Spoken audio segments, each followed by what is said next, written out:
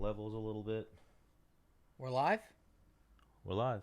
Yeah, alright. So what's this? Episode 33 of Menace and The Man? Episode 33, Menace and the Man. Yeah, it's a great...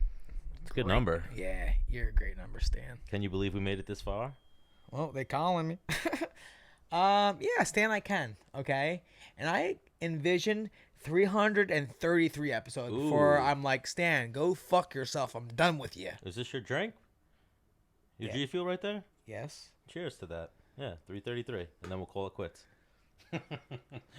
So, guys, you guys better tune in. Get with it because I'm leaving Stan at 333. 333, we're going to go our separate ways. Now, hang on.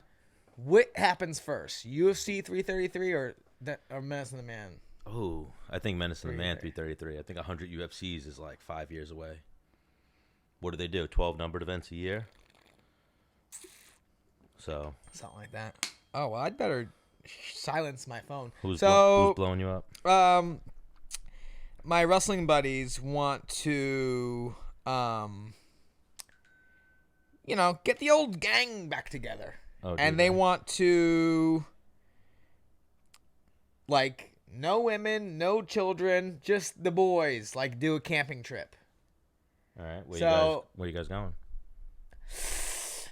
So we have people all the way from Atlanta to, Long Island, Pennsylvania, Delaware, North Carolina. So we're trying to find this common ground. And now this is all Bloomsburg.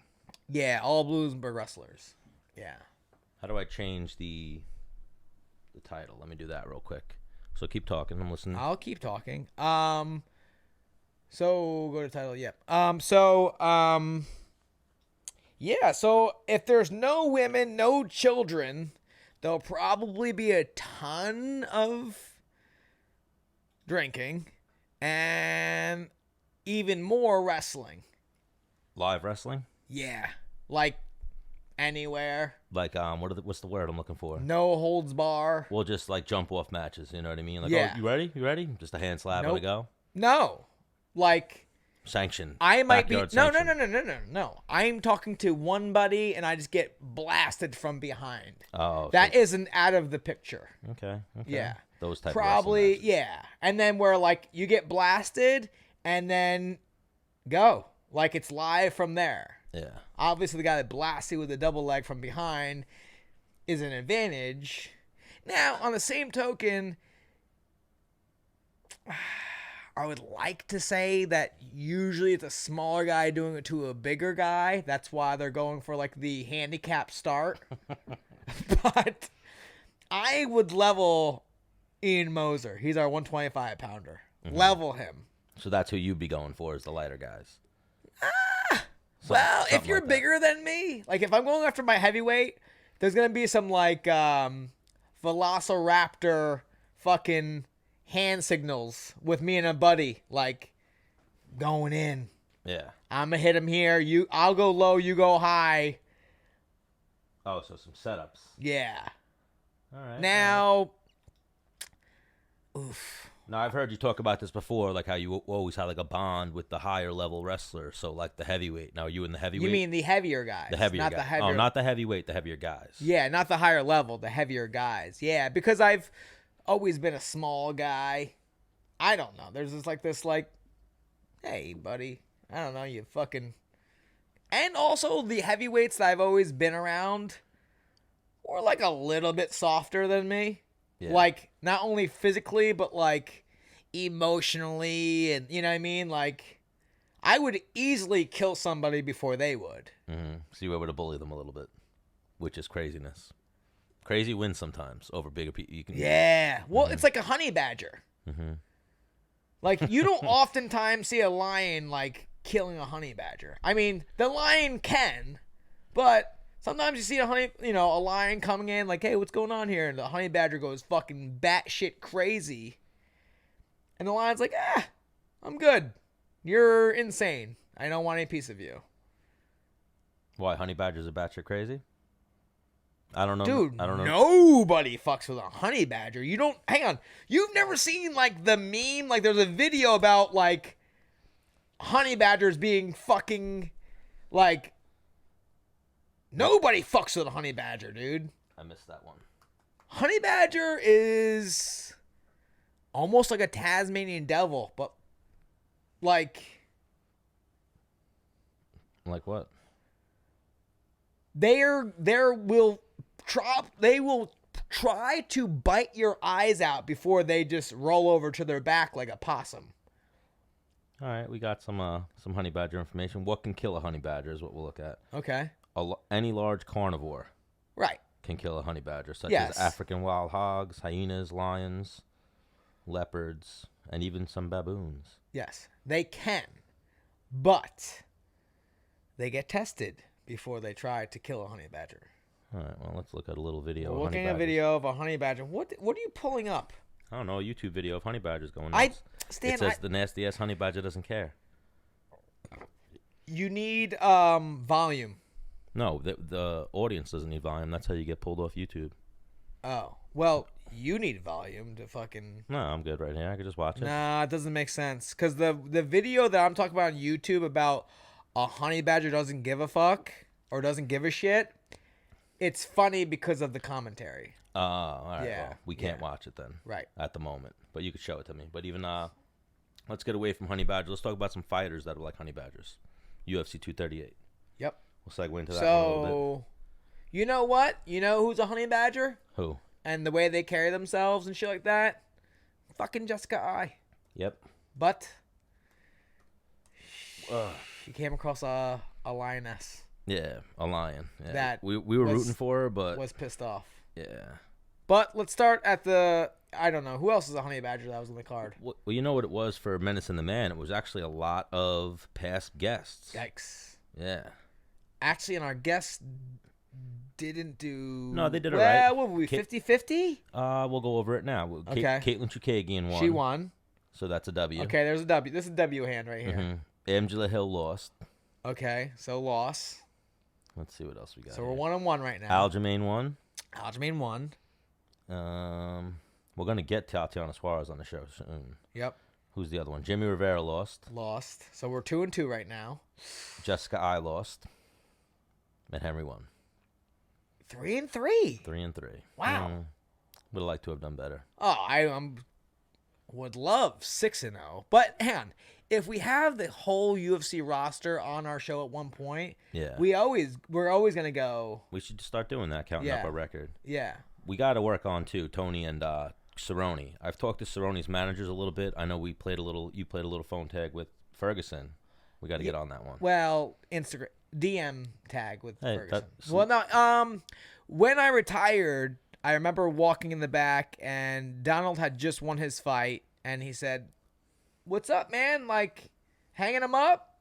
And I said, "Yeah." He said, "Why? Like, you're young." I'm like, I'm just done, you know? And he was like, "All right, like, I get it." Yeah. You know? Well, he's even one of those fighters that I've heard talk about he's open about how scared shitless he's been before he fought. Yeah. Very open.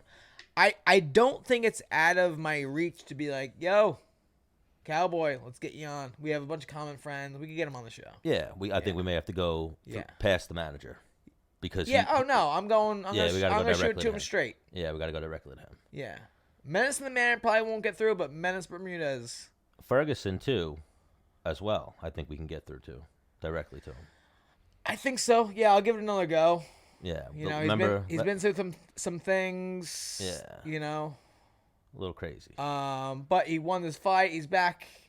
He's probably back on his high horse where he belongs. You know, getting closer to, like... So here, we'll even go a little right through the card. Okay. We'll start with Caitlin versus Joanne Calderwood. Joanne Calderwood, another girl we've spoken to about possibly coming on the show. Yeah, so I saw Joanne over Memorial Day weekend. I was at the UPI, just getting a little hot tub in, a little cold plunge in, a little sauna in, you know.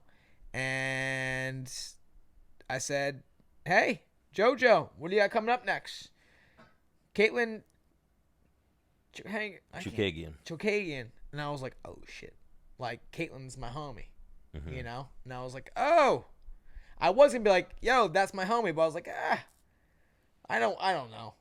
Like, what's the game plan? You know, get in there and get in the face and put pressure on her. I'm like, yeah, 'cause she's a karate player, right? She's like, yes. It's like, so just get in there, close the distance, to let her do the 1, 2.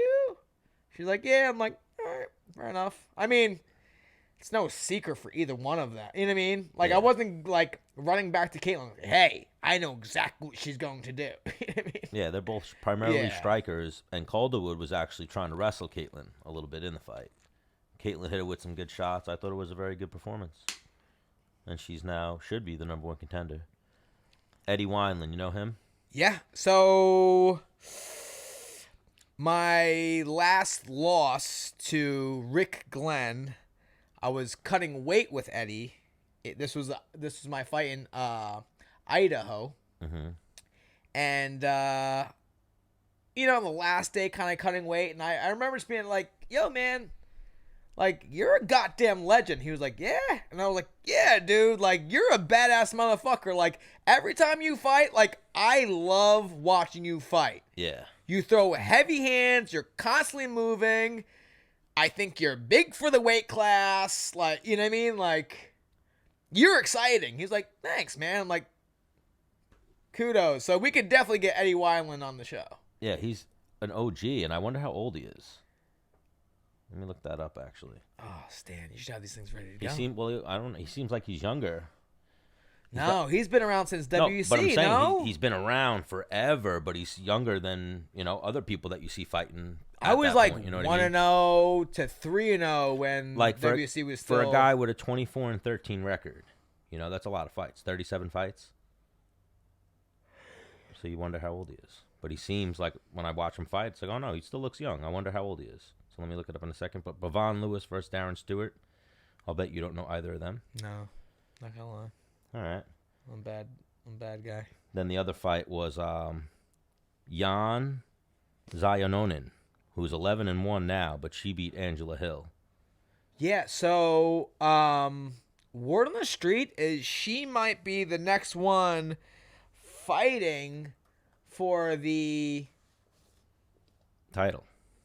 Yes. She's going to get, what's her name? Andrade. This is that chick, right? Andrade in... Yeah, exactly. Wineland's 34. So doesn't it seem like he would be like Uriah Faber's age? You know what I mean? Like Faber's 40. Yeah, but I mean, man, early in the fight game, like, some of these guys were on a very, very high platform at a very, very young age. I think like, Chad Mendes, was he only like 4-0 before he got in the WC? Possibly. Yeah. Not that many fights, yeah. Before he got into the WEC, yeah. What'd I say? No, you said WEC. Oh, I was okay. thinking UFC, and I was like, no. No, yeah. WEC, definitely. And then, so Zion beat Angela Hill. What? Oh, my gosh. It was actually Angela Hill's third fight in the past 77 days. So she fought like 2-3 months ago, twice, back-to-back months, and then took a month off, and then fought again. Yeah, she's an animal. Beast. So the thing is like, so I'm really good friends with Jessica Penne, right? Mm-hmm. And they fight the same weight class. They train together. And in my head, like, when I'm training with, like, Chris Wade and Ryan LaFleur back in the day, even Gregor Gillespie, like, our fights are almost in par. Like, I almost feel like a piece of crap if Ryan fought twice to my one time in however many. You know what I mean? It's almost like, oh, you're fighting, like, guess who else is fighting, too? Like, bitch. Like, you're not better than me. Mm-hmm. You know? A little bit of competition between you guys. Almost, yeah. Like, you were fighting how many times this year? 3? Like, me too. Same. You know? I'm looking it up. I'm not sure if that is the girl who's about to fight Jessica Andrade. I think it's another Japanese girl. So I was talking to Caitlin. We could probably call her if you really wanted to. We can keep going over it. Our next fight on the card was Ricardo Lamas versus Calvin Kattar. You saw that? Well, you heard it. Heard about it. Heard about it. I read. Now they said today he has a broken jaw. We spoke about that fight when it got called, and I said I didn't like it for Ricardo Lamas. Yeah, so it's a different Japanese girl. Oh, okay. Yeah, I was wondering why she wasn't coming up. The different, like, she's like 17-1. Yeah, Wiley Zhang. What's her record? I think it's 19-1. Right. And she's won 16 fights in a row or something like that. But yeah, just a little correction there. But back to Lamas Qatar. Lamas's last fight was against whom? Sorry. You got me going here. Yeah, you're working. Well, you got me going for accuracy too. Yeah. I mean, it seemed like after Ricardo beat me, like he's 37 now, Ricardo. Yeah, so it turns out that my older brother, his last fight was a win over Elkins. He beat Elkins. Beat Elkins, 3rd round TKO'd him. Damn it. No, just kidding.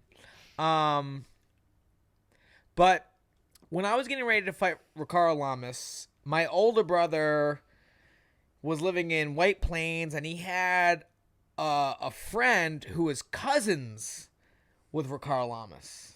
Really? Yeah. I never heard this. And we were getting ready to fight, and you know, I mean, my brother didn't tell me this till afterwards, but like, apparently Ricardo Lamas said if he lost to me, he was going to retire.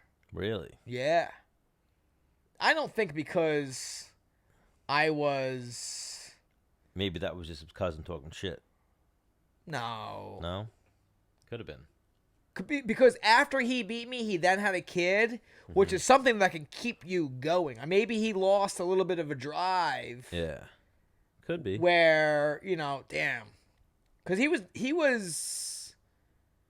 was he number 3 at the time? Possibly. He made it all the way up there. He was up there. I think he might have Or been. maybe he was number 5. When he fought you? Yeah.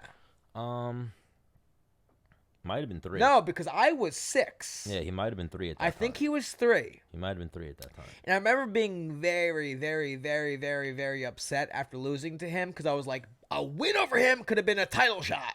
Yeah, when you fought him, he was coming off a win off of Hakran Diaz, and before that, he had just fought Aldo, and he went to a decision with Aldo. I think he stole a round from Aldo, too, if I'm not mistaken. I was there. It was in Houston. Yeah, no, he got fucked up the whole fight. Yeah, it wasn't good. He was. It seemed that he was happy to be there. Like I made it for a title fight. Like, yeah, just don't get finished. Mm-hmm. You know. He's got a win over Mac Rice as well. Lost to Holloway, win over Oliveira, then beat Jason Knight, and then he got knocked out by Josh Emmett, and then that was a tough one. No, I remember after he beat me, he got knocked out for the first time by Mendez. Chad Mendez. Yeah, and Mendez was knocking everyone out at that point, though. Well, I think something clicked with Mendez. In a good way or a bad way? It just clicked where he just started fucking ending people. Yeah. And like Lamas was a second guy on that like tear. Yeah. Where he just started dropping fools bad. Yeah, he won a bunch of decisions, then he fought Jose Aldo, got knocked out, and then he stopped people in a row. If I'm not mistaken, I think it was when who does TJ Dillashaw fall in love with? Who's that striking coach that came over to Bang Ludwig? Yep. When Bang came over, Mendez started. I don't know if they were working together like that, and that's why, or if something just clicked, or maybe he found a new boxing coach. But he just started around that time. Mendez started dropping fools. Yeah. And I was like, damn. And then the next one, Calvin Kattar, very impressive performance. So, I was watching UFC and they said left, right, like boom. Yep. And they like Cormier broke it down with like the past fight, the Shane Burgos fight, and then this fight he kind of did the same thing. He throws like what do you call them? Feint jabs, like nothing. Almost ones that your coach would yell at you for. Like, don't stick it out there like that, but he uses it to time the guy and get... People call it pawing. He paw a little less than a paw even. Yeah, like I guess pawing, but like a little... Or just ranging. Just, catching range. He just puts something out there and gets a reaction out of the guy. And then the guy goes, oh, nothing's coming. And then all of a sudden he goes, nope, it's coming. I'm just jumping right in at you. You know what I mean? He does 2 or 3 of these and then just comes in with a combination. That's the same way you hit Burgos. And like the replay was the same exact thing. Same exact... before he came in. Measuring, yeah. Yeah, measuring. You step in. Here you go. Yeah, he looked pretty good. So hang on, he's a problem. He's 20-3 now. So yeah, He's a problem. And then the next one was a tough one to watch because I like Karolina Kovacevic. She lost to Alexa Grasso, who I'm also a fan of. But Alexa's more of a boxer than anything. Yeah, but she seems like she's coming into her own a little bit. How old is she now? Because I remember fighting on the same card as her for the Korean Zombie fight, Super Bowl weekend. It was a fight night. Still a kid, 25. And, I mean, what's that now? 2 years ago? Yeah. And she was the co-main event. She was 23. Yeah. But she can finish chicks. Yeah. Well, Kovacevic is tough. She's only been finished by Andrade and Claudia Gadelha, but that's submission. But even for her, it's tough because she was 10-0 at one point. Now she's 12-5. So, Damn. Yeah. Hang on. Been there, done that, got the T-shirt. Yeah. But what do you think? You think UFC cuts her after 3 losses in a row? No chance. They'd keep her around? Yeah. Good looking? Hang on. She fought for a title. Yeah. She's good looking. She's not, not trying to fight. She shows up and throws down, and she's trying to knock you out. And, above all, the weight class is thin. Yeah. And then Alexa Grasso improves to 11-2. Her losses are to Suarez, who is the toughest matchup in that division. And Felice Herrig. Yeah. Felice is one of those, I think, hit or miss. You know what I mean? On fight night. Yeah. Some nights she comes and it's like, whoa, she's going to be tough to beat. And then other night she comes, it's like, oh, no, she got steamrolled a little bit. Yeah. You know? I wonder if that has anything to do with her weight cut or... Probably. You see, someone did we try to reach out to Weidman for this week? Yes. All right, well, maybe next week we'll try for Weidman again, but it said that Weidman's moving up to 205. We're gonna try him later. Are we? What does that mean? But maybe we won't have time for him. I don't know. If we have time for him, we'll try him later. Yeah. No, maybe we'll bump him. Yeah. Bump him to next week. Yeah. You know who I want to call AB in a little bit? Ooh. I heard that my old man? Yeah, Father's Day coming up. Father's Day is coming up. So to all you fathers out there, this is our little Father's Day episode. Oh no, not yet. Maybe we'll do a Father's Day episode. Hang on. If you're lucky, we might do a Father's Day episode on Saturday. Even though Father's Day Sunday. Well, travel, Yeah. And then next up, your boy Aljamain Sterling, yes, friend of the show. Probably one of his more impressive performances. Dana White was speaking very highly after the fight. Very impressed. I heard, yeah. But me and you called that. We kind of both said that. He's probably going to fuck this dude up. Pedro Munoz had... Right. Stylistically, yes. Pedro Munoz's name is built off that win over Garbrandt. Right. Where Garbrandt, for lack of a better way to put it, was rocked and fought like an idiot. Yeah, so for Munoz to, win in my eyes, Aljo had to step into a closet with him and get into a fist fight. Yeah. Aljo does not. He hates closets. Yeah. That dude fights in fucking football fields. You know what I'm saying? He's going to run 10 circles around you, fucking jab you, 3 more circles, a 2-piece and a fucking biscuit, 1 more circle the other way, body kick. You know what I mean? Yeah, frustrate the shit out of you and then hit you. Because, again, we've talked about this multiple times. I've sparred him. It's... not fun. Oh, well, no. He he'll jab me long. He's longer than me. I'm like, all right, dude. And then get on his high horse and start leaving. I'm like, yo, I can't. You called me all the way here to law to fight you. Let's fight. He'll sneak in, jab me some more. All right, man. That's your last time jabbing me like that. Let me close the distance. Start getting aggressive. Do you know something I realized with this show? But also the fact that we had so many of these guests on our show in the past, and then we kind of put some things out there for this week. Is that we're awesome? Everyone's traveling though today. We talked about it. Maybe after shows we should do a Sunday or a Monday night.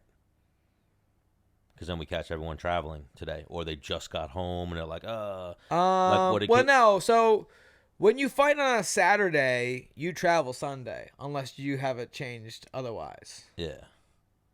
Well, Aljamain was still in Chicago on Monday. Well, a lot of people are now. So the thing is Henry was there till today. Well, no. So UFC paid for your flight there and home, and like you could say, hey, you don't have to fly me back Sunday. Fly me back Wednesday. You have your significant other come out, and now half your fucking vacation's paid for because your flight's covered there and back.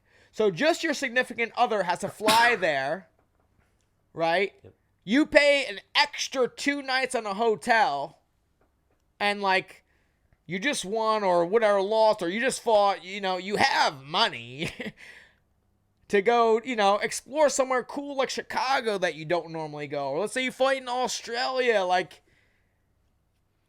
What was the best place you fought in? Would you say? Loaded question.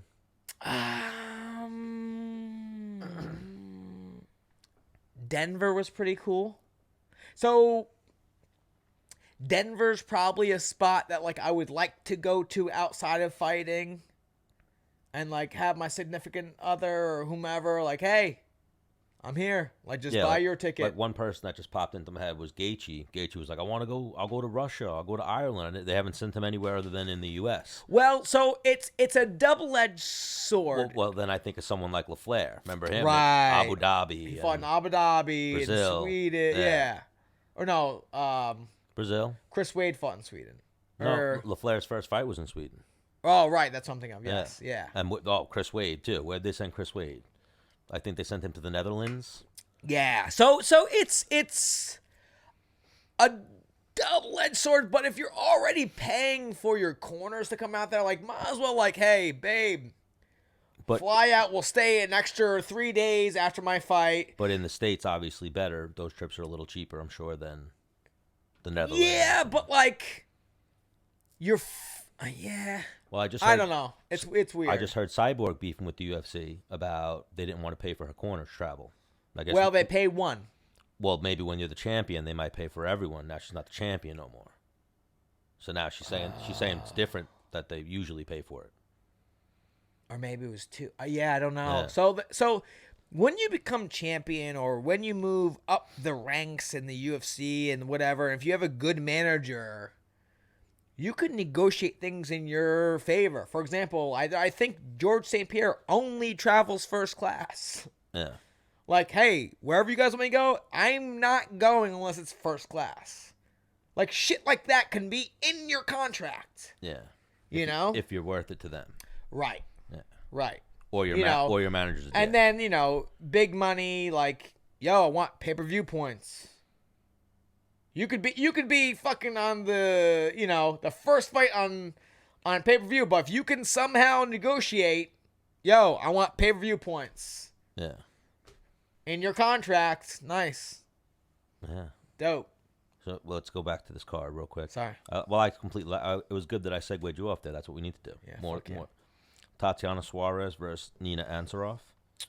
So I was speaking with Kyle Serm and Gregor Gillespie today. Gregor knows Tatiana as well? Yeah, he said he spoke to her the next day after. And I was like, what's that? What's up with that?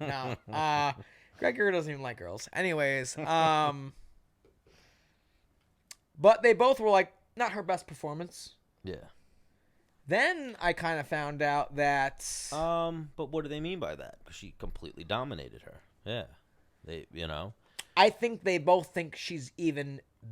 But I think Gregor and Kyle Serm think she's even more capable of doing better than what she did. But also you got to look at even someone like Gregor. His first couple of performances, he gets better as he gets more comfortable.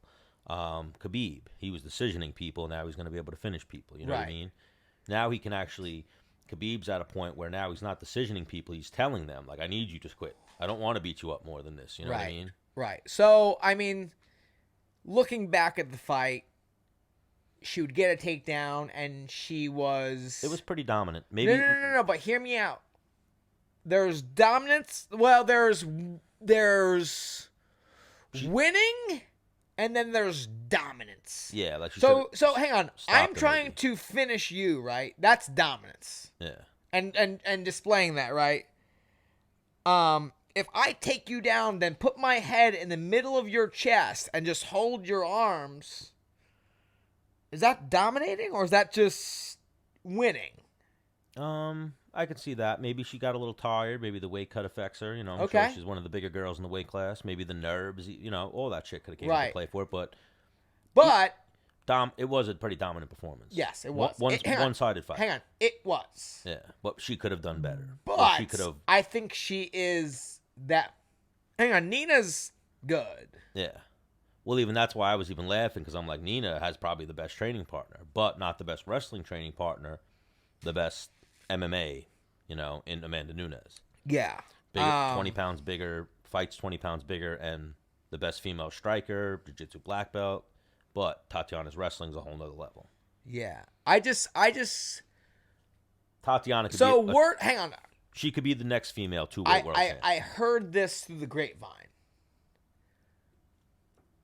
So, name a smaller gym on Long Island. Whatever. Yeah, whatever gym. Okay. She trains at like one of those gyms. Who does? Tatiana. Okay. So she's like a god in that gym where everyone's like, yep, you're awesome. I mean, again, this is through the grapevine. I could be totally wrong. Versus like going to a bigger gym, learning more shit, evolving your game to a higher level. So even there, at 115, who's going to be that girl that shows her that? Well, it doesn't have to be a girl. It could be a guy that actually knows the fuck he's... No, I'm saying who's going to be the girl that she winds up meeting eventually in the UFC that goes up. No, maybe you should change camps. What happened in that fight? Oh, what girl beats her? Yeah. I think her wrestling, she's the DC or the Gregor of her weight class, you know?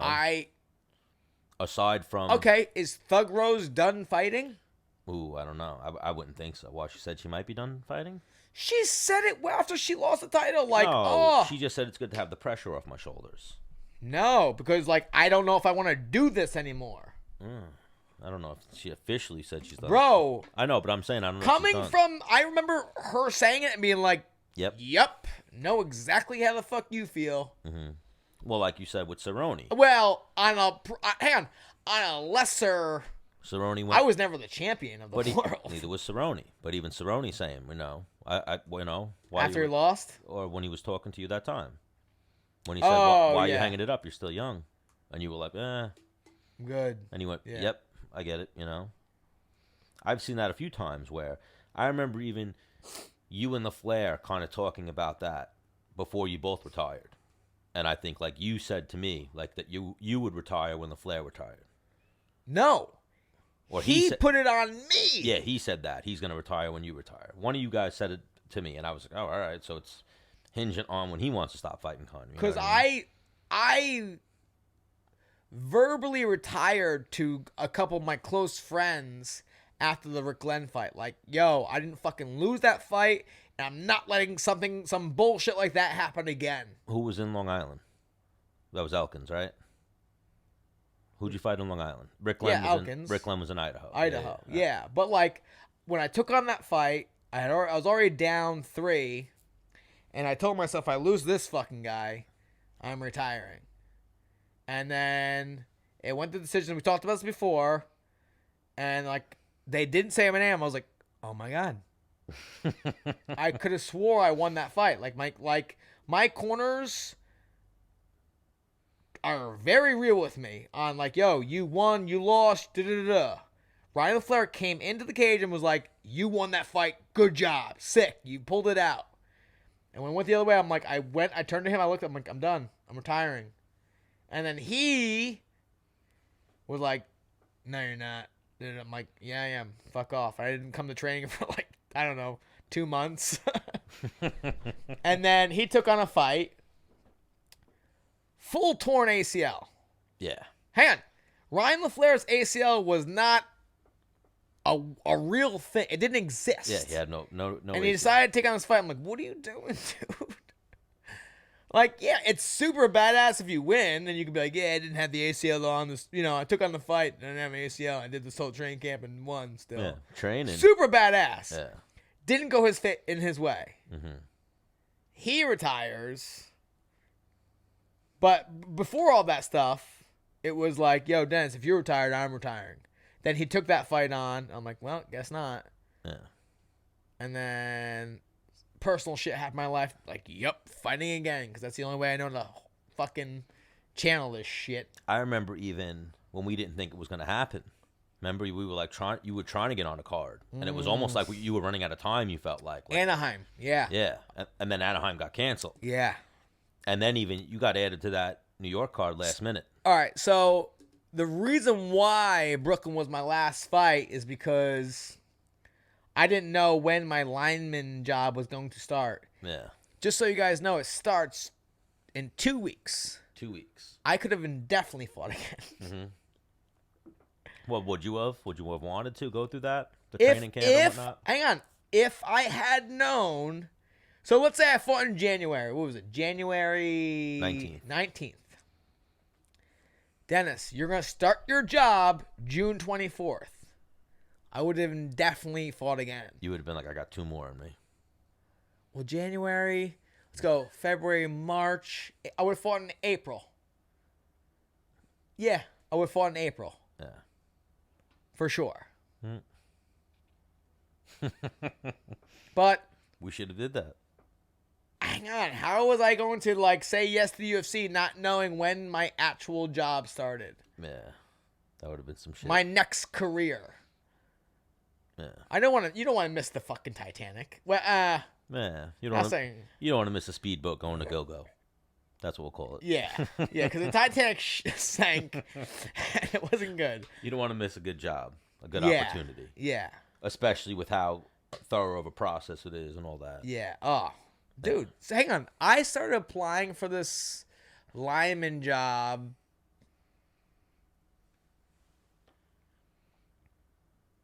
Oh, a long awkward silence. I know. November? Long time ago. November? Yeah. Actually, no. After the Rick Glenn fight, I probably let a month go by, and then I started, the process, if you will. Yeah. So almost a year ago. Jesus Christmas. So wait, let me read this gentleman's name. What is that? Bilbo Dan Joe. He wants to know what you think of Gaethje versus Ferguson. Because that seems to be the fight that was being talked about a little bit today. Jeez. Man. I like Gaethje in it. Yeah. Ooh, really? I like both of them. I'm big. Those are like we talked about that on the one show. Like, take my money. Put those 2 guys, and then you can throw Conor in there too. But put those 2 against each other. Give them 5 rounds. Oh. I like Gaethje though. Yep, I love Gaethje. I love Ferguson too. But but you know the Just Bleed guy? You've seen the Just Bleed guy? They're probably, you know what I'm talking about? You never seen the Just Bleed guy? I mean, can you... The Just Bleed guy. Everyone knows the Just Bleed guy. But he's they're both of those guys are the Just Bleed guy's favorite fighter. They just want, both of those guys are just action. Something that Ferguson, we'll get to it. We'll go to it and then we'll go back. Ferguson kept throwing a spinning back elbow. Right. Kept trying to throw a spinning back elbow in the fight. He wasn't landing it, but then spinning back elbow into a 3-piece. You know what I mean? Yes, is the type of I've seen him do it multiple times. Those are the type of combinations he was throwing at what's his face? Cerrone. So the Just Bleed guy, let me look him up in 1 second. Let me get our next fight to talk about. And then kicking off the card, we'll smooth over this one quick. Tai Tuivasa versus Blagoy Ivanov. Both of Dennis's number 1 and number 2 favorite heavyweights. You don't know either of them, right? Oh, whoa. You know Tuivasa. Yeah, we almost got into a fist fight. I told you about this, right? No, not at all. Go. Yeah, you're bullshitting me. I was going to be like, he's fucking huge, I bro. swear to God. Really? So... Tai Tuivasa, the heavyweight. Yes. So we are... The guy who drinks shit out of a shoe. Yes. Okay. So we're at the UFC Fight Summit, right? Mm-hmm. We did whatever. I know Pedro. His right-hand man. Tyson Pedro. In the lobby, hey, man, dap him up. I'm sitting there with Pedro and Ty. Mm-hmm. I don't know Ty at the time. Maybe he had one fight in the UFC, but like, okay, whatever. So we're sitting there, boom, boom, boom. We're having a good time. 3 guys talking. Ty goes, I want to buy shots. And I'm like, nah, I'm good. And he looks me dead in the eye and goes, you're going to do a shot, mate. And I go, I looked him back and I go, no, the fuck I'm not. He goes, that's where I come from. That's an insult. I said, I don't give a fuck where you come from. I'm not taking your fucking shot. Like, it's like, yeah, man. And I was like, yeah, man. I'm like, here's why I'm not taking your shot. Like, you want to watch me throw up? Like, I'm going to take your stupid shot and I'm going to throw up. He's like, no, mate. Like, we're all doing it. Like, you're going to do it too. I'm like, listen, I'm going to go outside and fight you before I take that shot. He goes, yeah? I go, yeah, I am. And then Tyson Pedro goes like, all right, guys, easy. I had no clue that this dude was a heavyweight in the UFC. I just thought it was like his fat friend. Well, I'm like, I don't give a fuck. I'm not like, listen, appreciate it, not doing it. But you're talking to me with some disrespect. Hang on, but like, had I known it was him. Who was there with you? No one? Roland Dolo. Yeah, like Wade might have been like off in the distance. Good person to have with you though. Yeah. In a situation like that. Yeah. But yeah, I remember being like a little twisted and just being like, yeah. Like, before I take that shot, I'm fighting you in the parking lot. He goes, oh yeah? And he like got like real serious and like, cause you might have been in trouble in that one. Oh yeah, for sure. Maybe he doesn't know how to wrestle though, so you'd be able to maybe. Nah, I don't. Hopefully, be able to. No, he probably would have slept me. Yeah.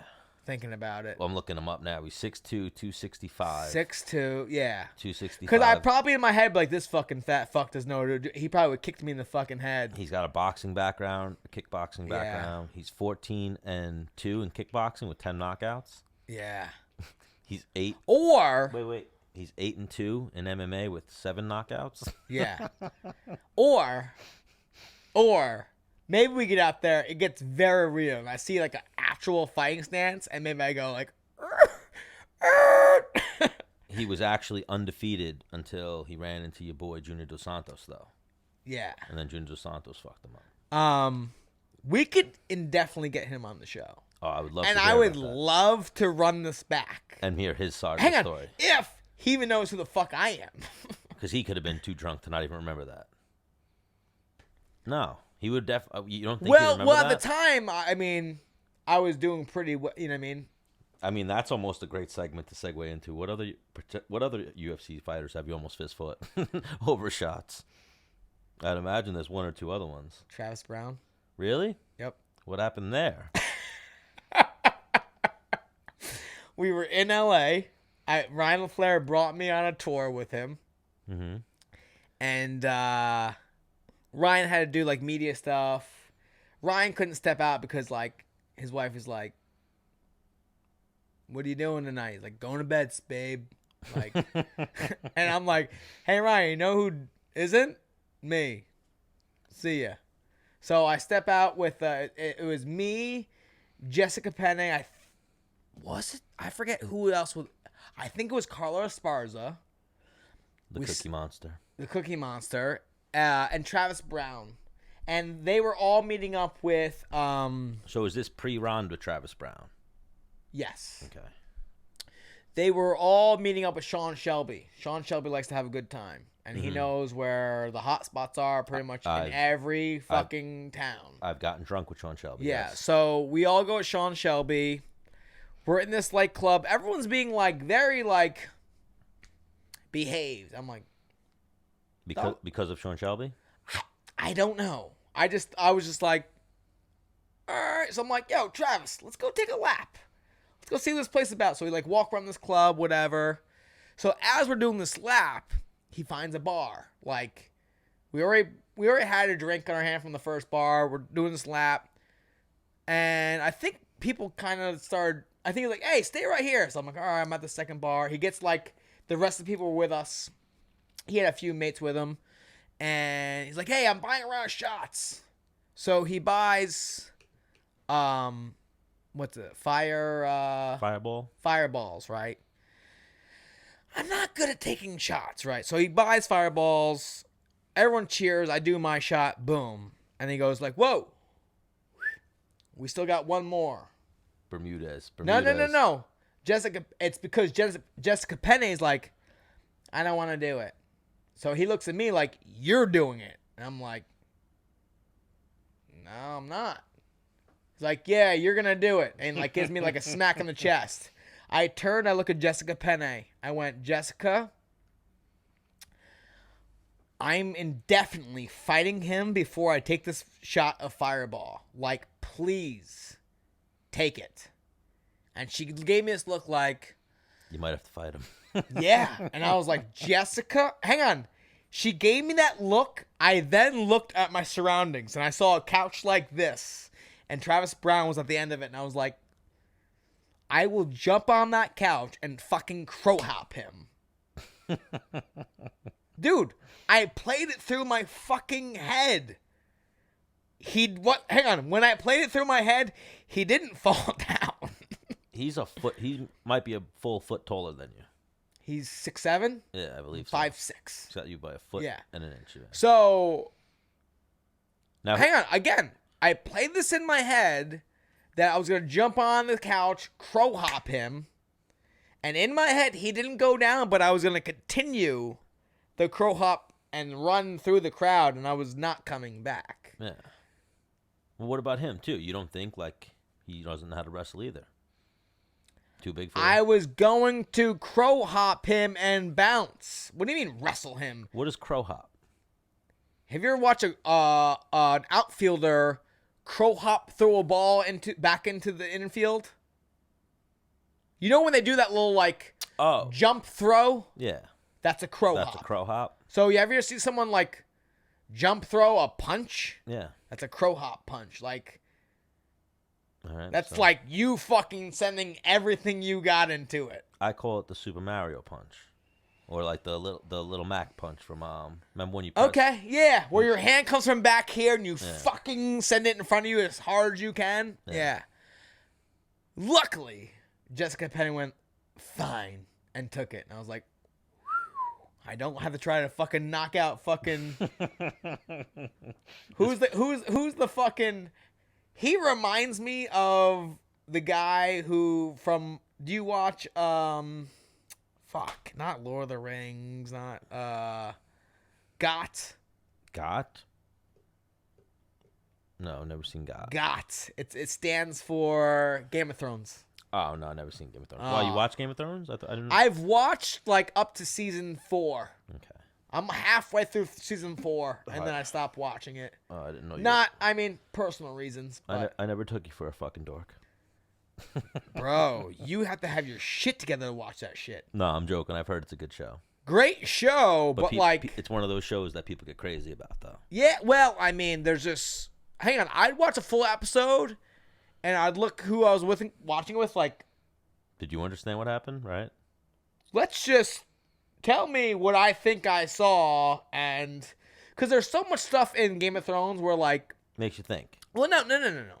There are actions that happen, and you're like, okay, he slit his throat, he's dead. I get it. Then there's a lot of dialogue in, like, mythological slang of events that happen that they don't actually show. It happened via dialogue. So you're like, what? He's dead? Because she's... And that guy's gone.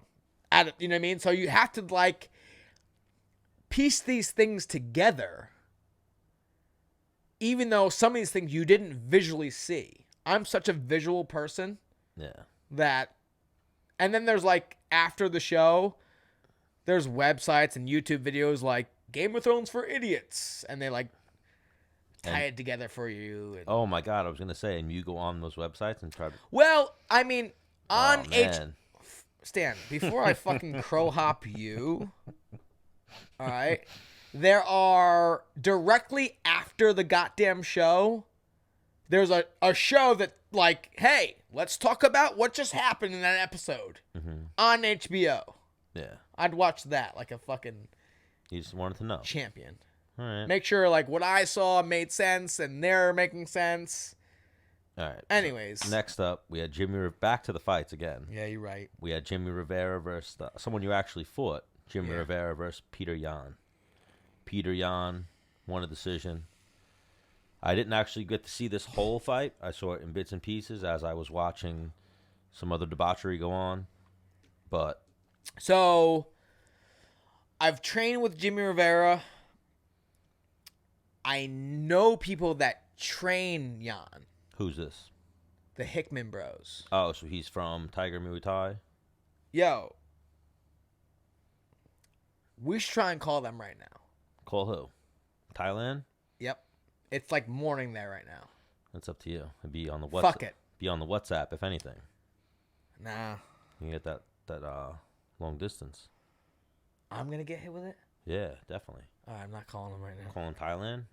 They'll charge you money to all right. ping the other towers. We'll have to set it up. We'll schedule that one, and then we'll hit schedule them up it. on some what you call. So let's get the Hickman Bros on next Tuesday. So Jan is training with good people. So him beating Jimmy Rivera. Well, the thing is not the biggest shock in the world. So both of my wrestling buddies from college, I wrestled with the older brother. The younger brother was almost an All-American, but very, very good. But the thing is, they were very similar to me, where they call a spade a spade. So I see them training they train a lot of people in the UFC, but I see them push some people more than others. What do you mean by that? Like on social media and stuff like that, I just see them reposting and putting up more videos of some people more than others. So I'm like, maybe the fact that they're putting up more videos of this guy, he must be badass, right? Yeah. Like Stan, like you're like one of my really good friends, right? Let's say you were doing UFC fight against fucking, I don't know, George St. Pierre, right? Hang on, yo, love you, but I'm not gonna be like, yo, my boy, fucking Stan's gonna kick GSP's ass. Not doing it. I'm too real. You're gonna get fucked up on Saturday. Hang on. I wouldn't tell you that, but I'm also not going to go out on social media and be like, yo, look out for my boy, Stan. Yeah. He about to get this dub. Oh, so you feel like that's what Tiger Muay Thai does a lot. Well, no, not Tiger Muay Thai. My boys that are there. Yeah. Does that make sense what I just said? Yeah, but maybe it's not as political as that. Maybe they're just putting out the people that they really train, that they train the most. No, because I see that like a post... Like, even on the story, like, yo, so he's in the UFC, but they're not putting out highlight reels of this guy. And then other people, they're putting out highlight reels. Yeah. Yan is one of those guys where they're like, yo, this dude's a killer. Like Valentina. This chick's a killer. Yeah. Like, I think Valentina had her birthday party there, and they were there. Yeah, well, even in Thailand, Chris Vamos used to train over there and was like Valentina's coach for a while. Yeah, he used to tell me and Space Monkey, because I would talk to him through Space Monkey. We'd have like group chats, and he would always.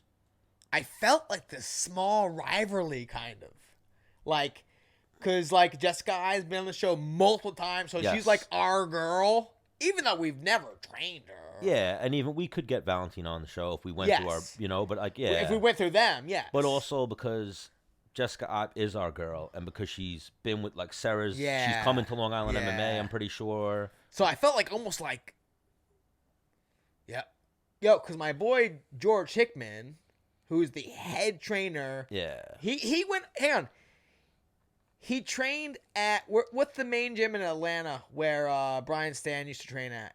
Well, he trained with Roman Carnero, who fought LaFlair. Right. American Top Team. Yes. So my boy George was trained there a little bit.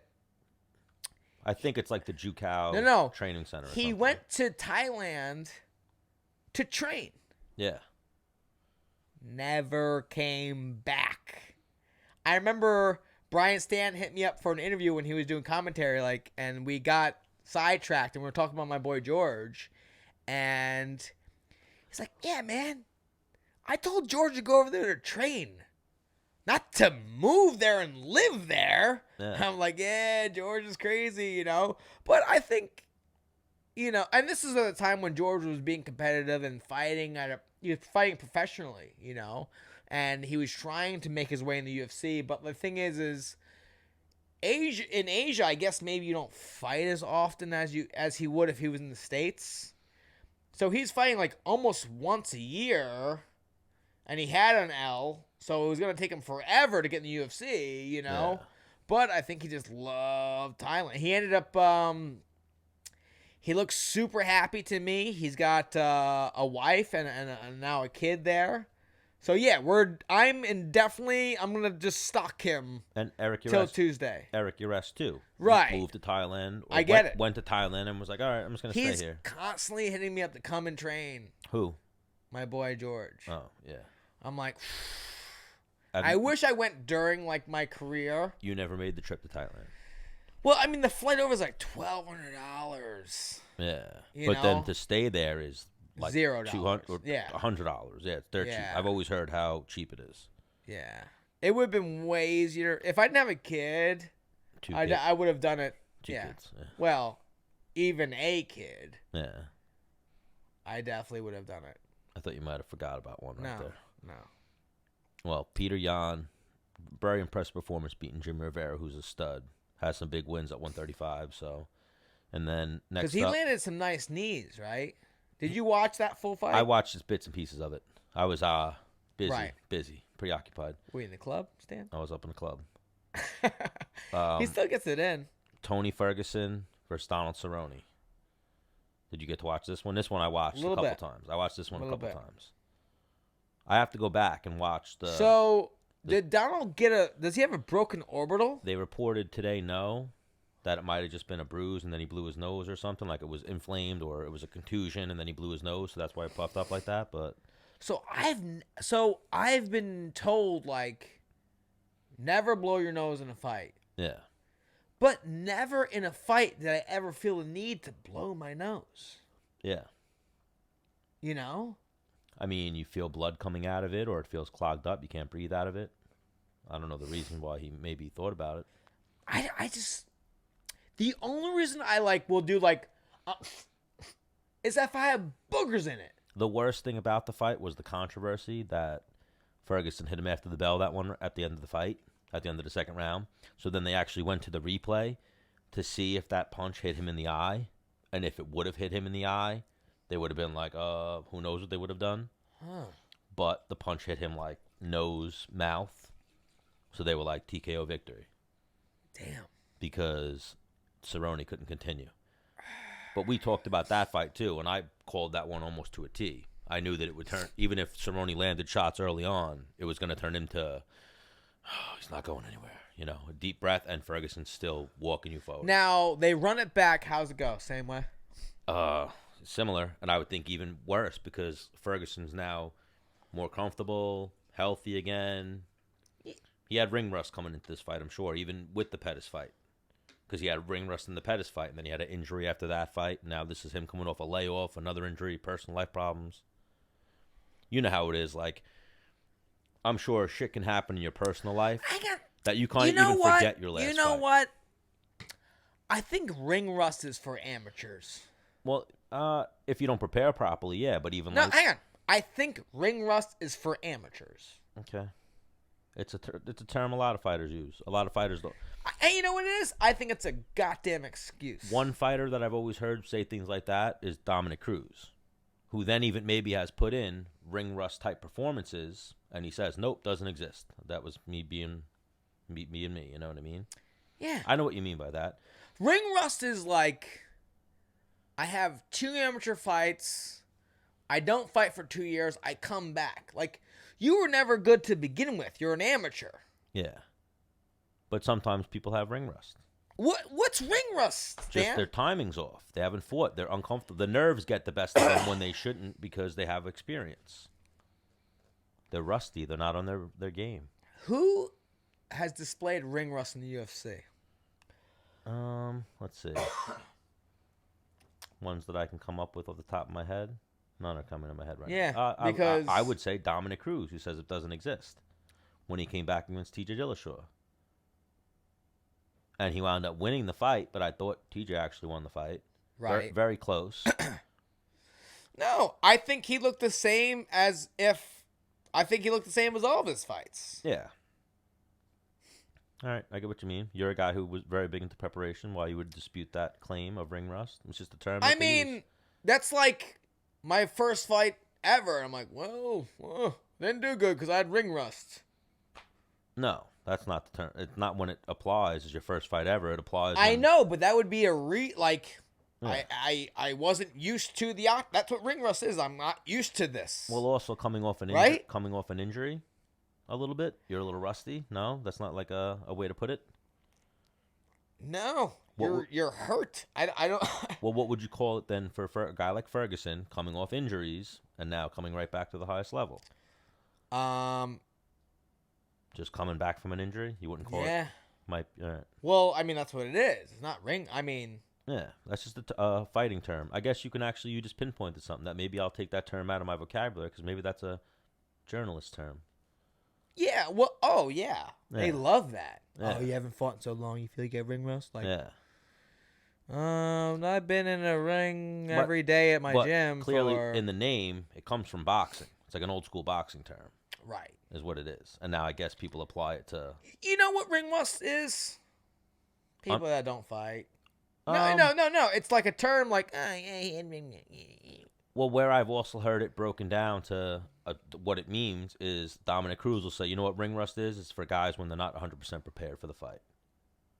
And that's when guys use the term. Yeah. So which it still doesn't apply. It's like... You weren't ready because you're fucking... So if a journalist is asking it... For example, Stan, you haven't fought in how long? I'd be rusty as fuck. You haven't fought in so long... How long, right? 2015. Okay. You get back in there, you lose, your leg doesn't feel good because you had a spiral fracture. And let's say it's close. You lose. Stan, what happened there? What are you going to say?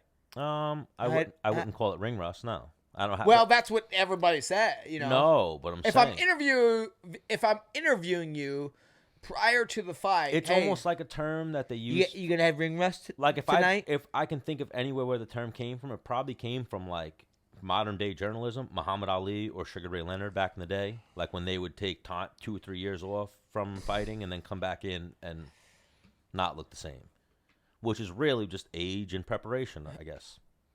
Right. Yeah. As opposed to using the term ring rust. Like you rusted.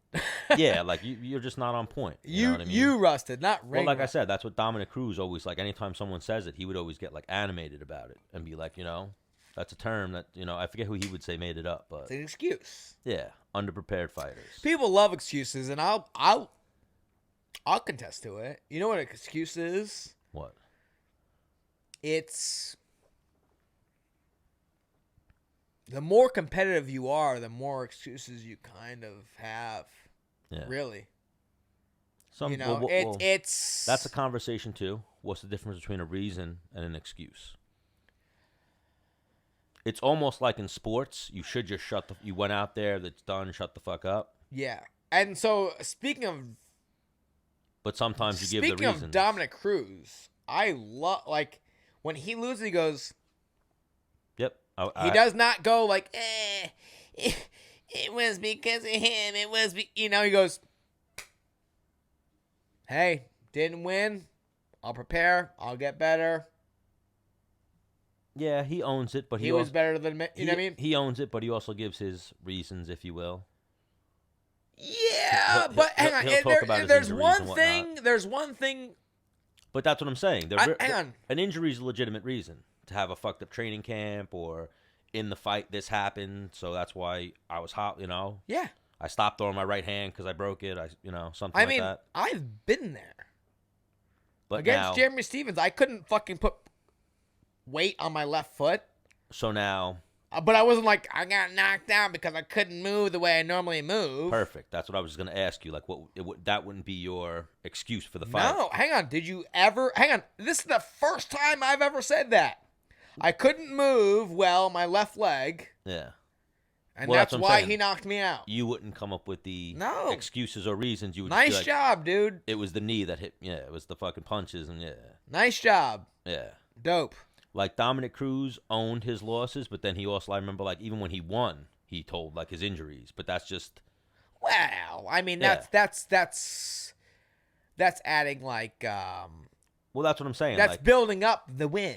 But yeah, you know how people say excuses? Sometimes I would always be like, I call them reasons, kind of. You know what I mean? If it's an excuse. Well, no, like for example, like you win a world title, but like your big toe is broken. You didn't know if you're going to take the fight, but you still did, and you won. That's like, not only did you win a title, you won a title with a broken toe. That's like winning a title is here.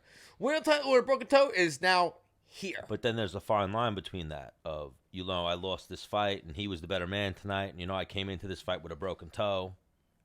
So then what is that? I had a shitty training camp. I had a broken toe, but I still came out tonight. I performed. I tried. Should he have not even... Did he say that? No, I'm saying anyone. And that. Well, not everybody does. I mean, a lot of people do that. Yeah. But then what do you take that as? Excuse? Or reason? Yeah, no, an excuse. Yeah. And that's just they're competitive. And then, like, hang on. When have I, and I'm not saying I'm the guy that, like, I've never lost and be like, I lost because of this. No. Never in any interview.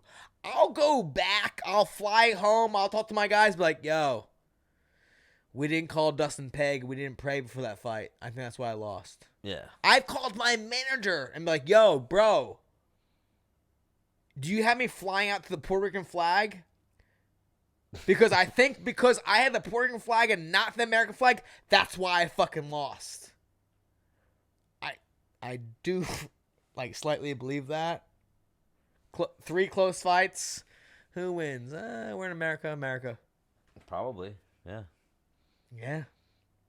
I flipped shit on my manager on the Rick Glenn fight because I told him to change it.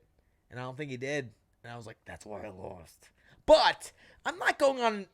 Yes, this is kind of an interview, but I didn't go on directly after the interview like, yo, told my manager to switch my flag. He didn't. Well, this would be the time for you to talk about anything, like you almost fighting Tatu Vasa because you wouldn't take a shot from him. Yeah. Those are the type of things you got to talk about on Menace and the Man. That's what the fans want. Yeah, they love that shit.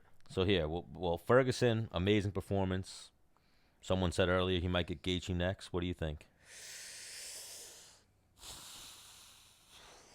That would be an amazing fight. All right. What's Gaethje's jiu-jitsu like on top? Or jiu-jitsu defense? I don't know. We never really seen it. I would assume it's good because of where he's trained and how long he's been in the game and his level of wrestling. Wrestling since he was 5. Now, on the same token, I think he's got pretty good ground and pound.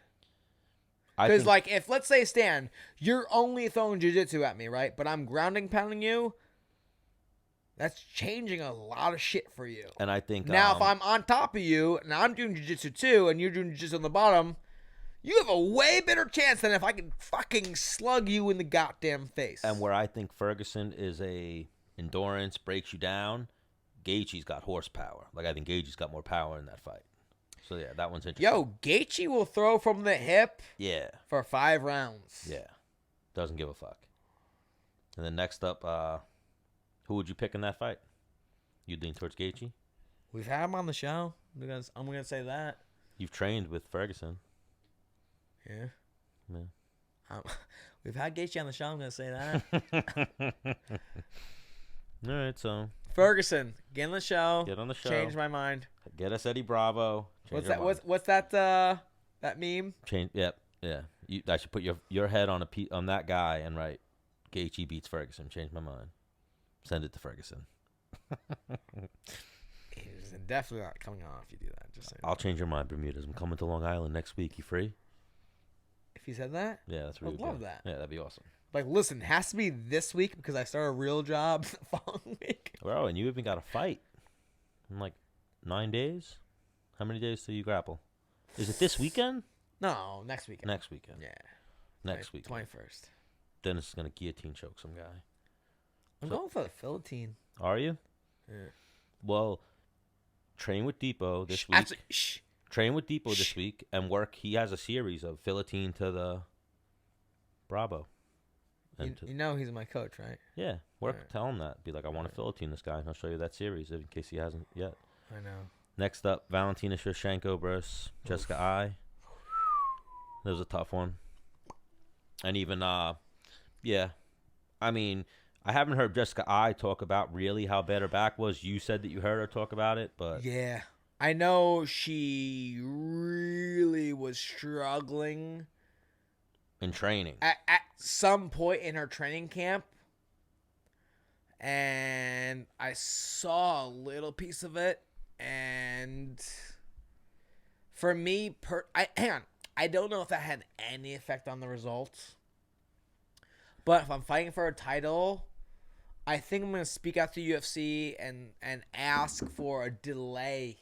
You would have asked for a delay on that one. Give me, 2 weeks, 3 weeks, 1 month. Put me on the next UFC. The next UFC. Especially that, they weren't the main event too, you know what I mean? I'm sure they were a good selling point, though. And yeah, I think that's why. I mean, they were also... No, here's what I think. Because I've been in the UFC. You don't want to hit them up and go, hey, feeling a little banged up? Can we push it a month? They go, oh, what's up? And you go, well, this doesn't feel like this. Oh, whoa. We don't want you getting hurt. Who was next on that card at 125? Yeah. Maybe Caitlyn gets bumped up to the fucking co-main event. It would have been... Well, I remember I said that to you when we did our show last week, that everyone didn't make weight yet. So Aljamain could have No. Did we talk about it last week in terms of UFC started saving themselves? Yeah, by putting... We didn't talk about that UFC started doing that, but we kind of talked about how if... I think we talked about it off air. Was that off air? In terms of... to save themselves from like losing a main event or co-main event, that they had that same exact weight class, pretty close to someone that can fill it quickly on the same exact card. Well, they learned it. I feel like John Jones. No, well, also ever since the Khabib Al Quinta fight is when I feel like they started doing this. Yes. Now it's like, nope. Every pay-per-view they have something on the card. If we have something that we want to save. Because I'm sure they saw numbers fucking go, like, decrease when so-and-so goes, you know what? Or they felt like Holloway felt sick or whoever. Well, who was that originally? Oh, Ferguson. Ferguson tripped over the wire, blew his knee out. Then it was Holloway. Holloway showed up on TV and was all fucked up. And then last minute they had to put in Quinta. Yeah. And shuffle up the whole undercard. Well, even before that, there's been multiple times where... Oh, yeah. Well, John Jones comes to mind as well when he got taken out. Where, like, John Jones versus so-and-so, and then it falls through, and, like, you're like, this card's shit.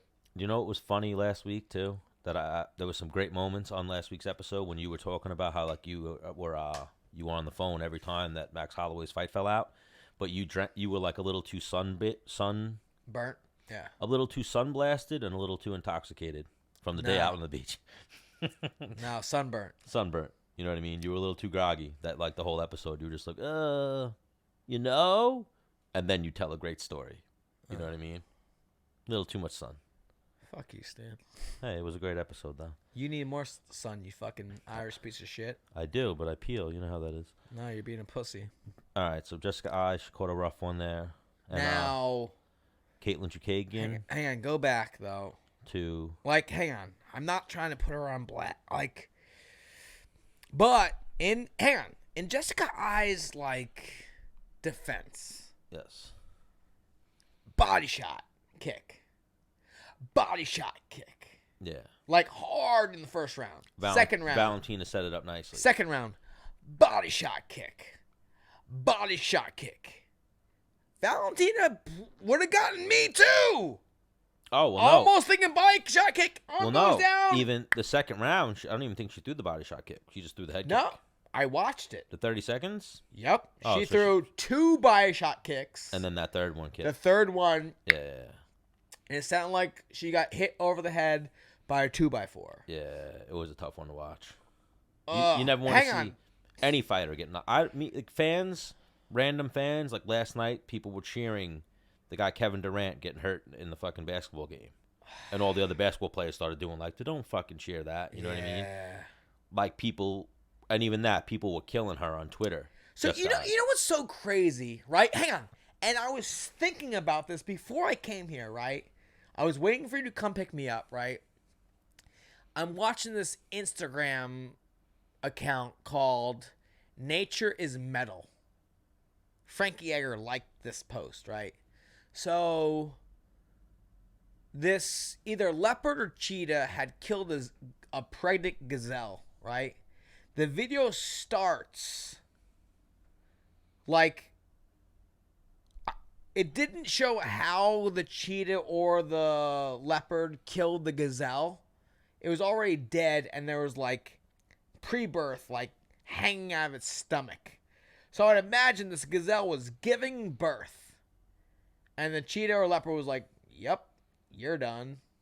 Killed the mom, and then the baby is alive. Its first seconds of being alive, it got eaten. Moral of the story is that human beings are like in nature, right? Like we are so fucking soft in so for example, right? You just said what was I saying? Durant blew his shit out, right? Yeah. People could not help but go like, fuck yeah, like destruction. Bro, the whole arena. It erupts. The whole arena erupts. But when people like get angry that someone got called like the F word of someone who's of the opposite, like swings the opposite way. Use the gay slur. A gay slur. Like, my feelings are like, it's just so crazy how nature is and how we are like so coddling of these feelings. Yeah. The earth gives 0 fucks. We hang on. We have so many feelings, right? I'm getting way off topic. Nah, go. That's what we're doing with this episode. We don't do this enough. The earth gives 0 fucks. Hang on. As a civilization, we are going to be swiped off this earth. How long, Stan, do you think? I mean, depends. I mean, science, right? Yeah, a lot of different scientific hypotheses out there. Hang on. Do you think feelings are going to have anything to do with that? No chance. Yeah. Wait, maybe. If someone hits a nuclear button, though. Possibly. It wouldn't be with the weather. Listen. It wouldn't be the Earth decision. That's the only way humans can impact it. Hang on. But feelings. Hitting the nuclear button has to do with, like, what? You smacked my fucking mother? Or you smacked me in the face physically? Yeah. Right? Not like, what? Today's world, apparently not. You called me a ninny baggin'? Yeah, like today's world, that you said something that upset me. And we've hang on, Menace the Man dealt with that. With what? A little bit. With what? Feelings. We've dealt with. We're not going to even go there. Bro, we deal with the millennials. And we deal with a lot of feelings. But so going back, hang on. I wanted to touch on this a little bit. Yeah. Imagine. Wait, hold on. What did this person write? Didn't know Dennis was a red-pilled, alt-right Nazi white supremacist? No. Never. Red pill, what's that mean? I don't know. Take the red pill, I'd assume. From the Matrix? A Matrix, but someone wrote, Dennis is dropping some knowledge, and they wrote, I didn't know that Dennis was a... No, but just, I mean, listen, man. He's not soft. He comes from a different, I'm not. Yeah. Like... We talked about it on the last episode, even with Henry Cejudo. You know, Puerto Ricans are tough people. They're tough-nosed people. He's not Puerto Rican. He's Mexican. I'm talking about you. Oh, Latinos. Latinos. I'm going to say you're Puerto Rican. Yeah. I don't know. Like, there could be someone that's my 5'6". I stepped on the scale there. 171.2. What do you got to weigh the 20th? 165. Light. That's easy. I love that, actually. All right. But, like, let's say I'm standing next to someone who's 5'6", 171.2 pounds, and he can, like, curl more than me. Like, should I be like, oh, my God, like, yeah, why did you do that? Like, no. Like, get better, get tougher. Yeah. Or if someone's 5'6", 171.2 and can take me down, like, do I get on Twitter and complain about it? That's not going to make me be able to defend the takedown or be able to take him down. Like, fucking man up and figure it the fuck out. That's what life's about, right? 100%. I'm getting, like, very, very sidetracked. Yeah. But I think, like, hang on. That Nature is Metal video, like, it was, hang on, ready for this? It was one of those, like, images that you had to click, like, it's graphic. Yeah. Oh, one of those. Hang on. Is it? It's fucking happens in real life before we were even here. Yeah. That's, Well, it's real life? Let's get to the last fight. Fine. And then we'll go back into this. Fuck off, Stan, you pussy. Henry Cejudo. Feelings having motherfucker. I don't got no fucking feelings. I'm trying to get to the last fight. We went through the whole card. And then you were trying to talk about Jessica I, and you somehow went into... Well, all right. So there you go. I circled you back. Where were you going with this? We were talking about feelings, Jessica I. I was going somewhere deep. Deep. Or did we just totally lose track? Well, no, we went into... in the beginning of the podcast, we talked about her being a honey badger. Yes. Getting head kicked. She'll be back. Yeah. She'll be back. I mean, what's that? It depends on who you beat, too, but what is she, 3-4 wins? She wins 3 in a row? She's back in title contention? Who does she beat, though? I mean... She has to beat up some upcoming people. We just saw Aljamain get knocked out by Marlon Moraes, similarly vicious, a couple fights ago. Winning streak, and now he's the number 1 contender. So it's possible. Who else is... it just so happens that everybody else, like... What, at 135? Yeah, it's one of those... Well, TJ's out, Dominic Cruz is hurt, Galbrandt's lost 3 in a row, and he just beat Munoz. Yeah, so it's just one of those things that everything else... it's one of those things that just falls into place for him, you know what I mean? And not that I don't think he deserves it. Yeah. I think he does 1,000%. You know? But even weak division, not the strongest division, the women's flyweight division. So who's Valentina fight now? She fights Caitlin, and then who? No. Caitlin or some Asian chick? Or the other Asian chick? Yeah. The other Asian chick. Yeah. We'll call her. So here, Henry Cejudo, Marlon Moraes. We forgot where Dennis was going with that deep thought, but we went somewhere good. Fuck. It started on tops of, like, feelings, right? Yeah. So now, we'll go Henry Cejudo, Moraes. You watched this whole fight? Yeah. This was a good one. 2 rounds. 3 rounds. Was it 3 rounds? Yeah, 3 rounds. And even Moraes was winning early on. And then what was the real game changer? The first round, Moraes was just at... Well, the thing is, because Henry, I know, adopted Conor McGregor's like the karate stance. Like, let me feel you out, create distance, and Moraes went, "Yep, that's the exact distance I want you." Yep. Was landing fucking hard body kicks and was kicking him in the top of the fucking head, which dropped most of his guys and came out super hard and super aggressive. Mexicans got really hard heads from what I've heard. Somehow. Yeah. But yeah, Cejudo took everything. Hashtag fuck Stan. Why? Someone just sent you that? Someone sent me that. Who sent you that? I can't say. That's amazing. Yeah. Yeah. I just think he has this hard dome.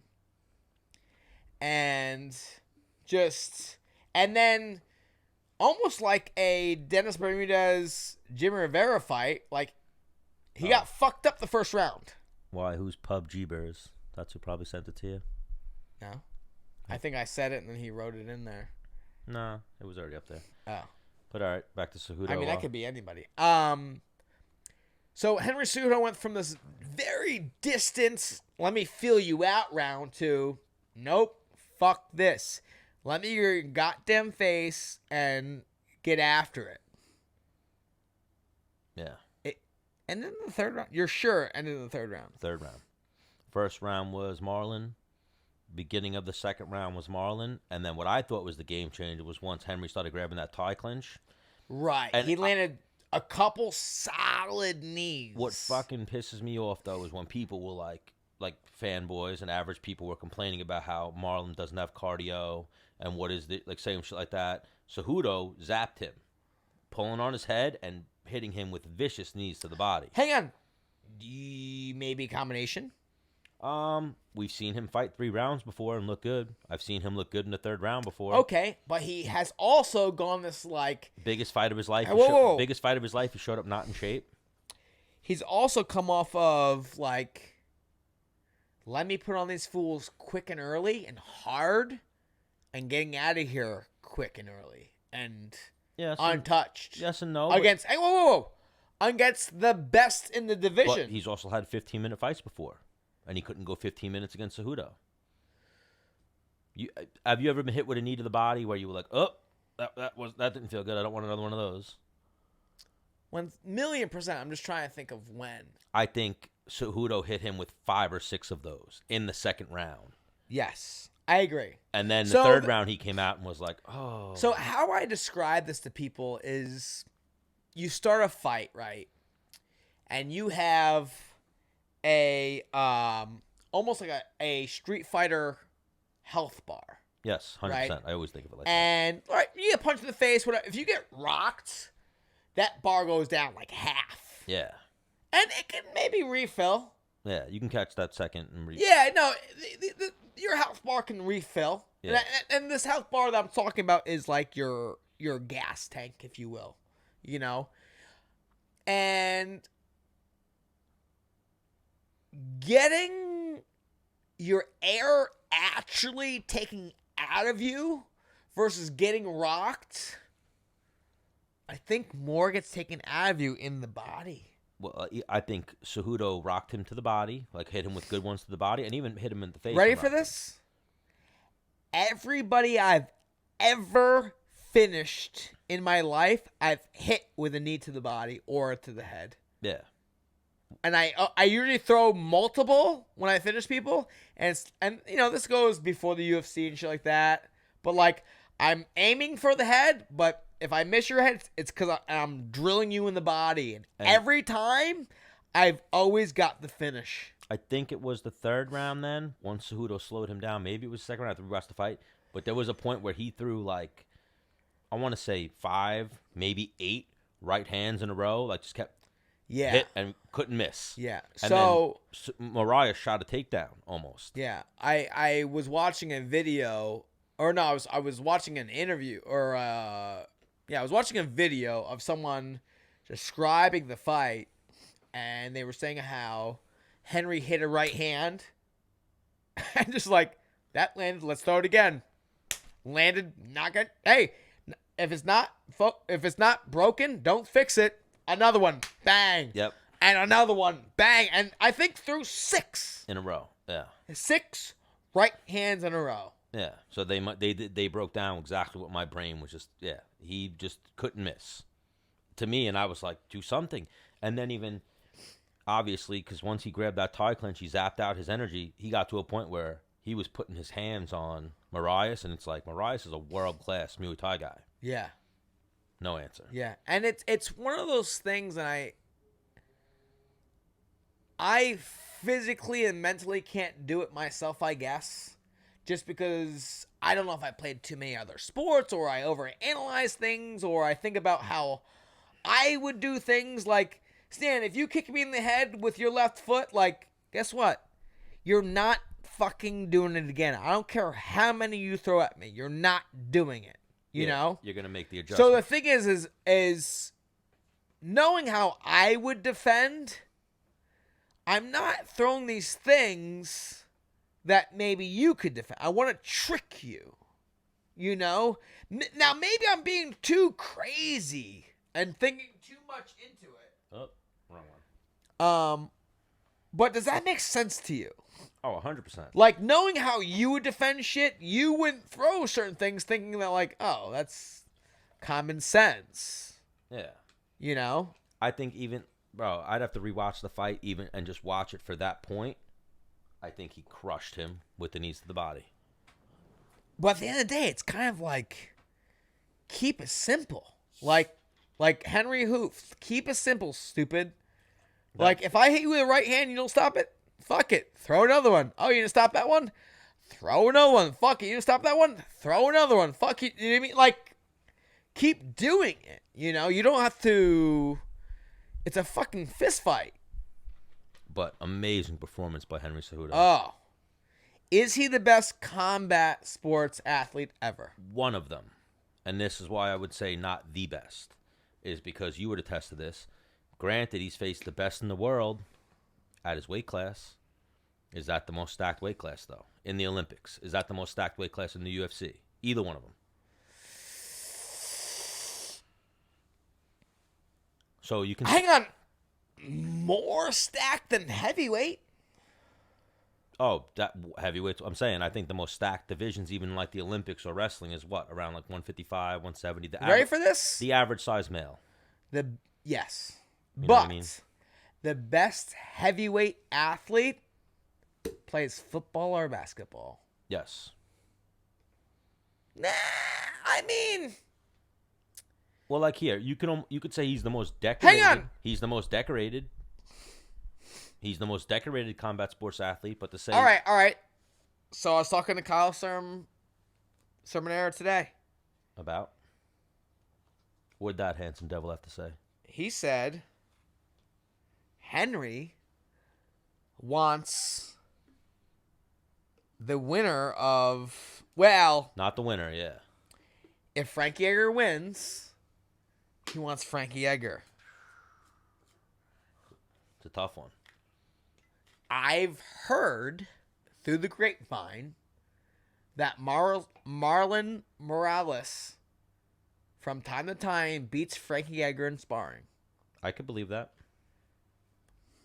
Well, that's I know. I don't know. This is another through the grapevine that if he doesn't beat him, he gives him a very, very hard time. I could see that, definitely. But... Okay. Where I love Frankie Edgar. He's one of the greatest of all time. Almost condescendingly, where was he on the Olympic ladder? He was round of 12 in the... Or no, he was an All-American. No. He's a 4-time qualifier. Yeah, he was a round of 12. Yeah. He was a round of 12 a couple... maybe twice. Yeah. Which is like... Amazing. He wins one more match, he's an All-American. Yeah. You know? Mm-hmm. Now, okay. And hang on. I had this discussion with Kyle Sermonero today. Let's say Max Holloway beats Frankie Edgar. Mm-hmm. Is Max Holloway stopping Henry Cejudo from taking him down? Max Holloway, though. Max Holloway will never make 135 pounds, right? Struggles. Hang on, no. struggles to No. He'd have a lot of size. Henry Cejudo wants to go up to 145. No. And I get that. I'm saying, though, he's a bigger guy. So he definitely has 10, 15 solid pounds on Henry. And that's lowballing it. I would think he maybe... You don't think Henry Cejudo could walk around at 160? I'm sure he does when he's not in... Okay, so he's got to weight. cut fucking 15 pounds and feel like $1 million bucks? So you think Henry Cejudo beats Max Holloway? Good. Hang on. I took down Holloway how many times? Couple.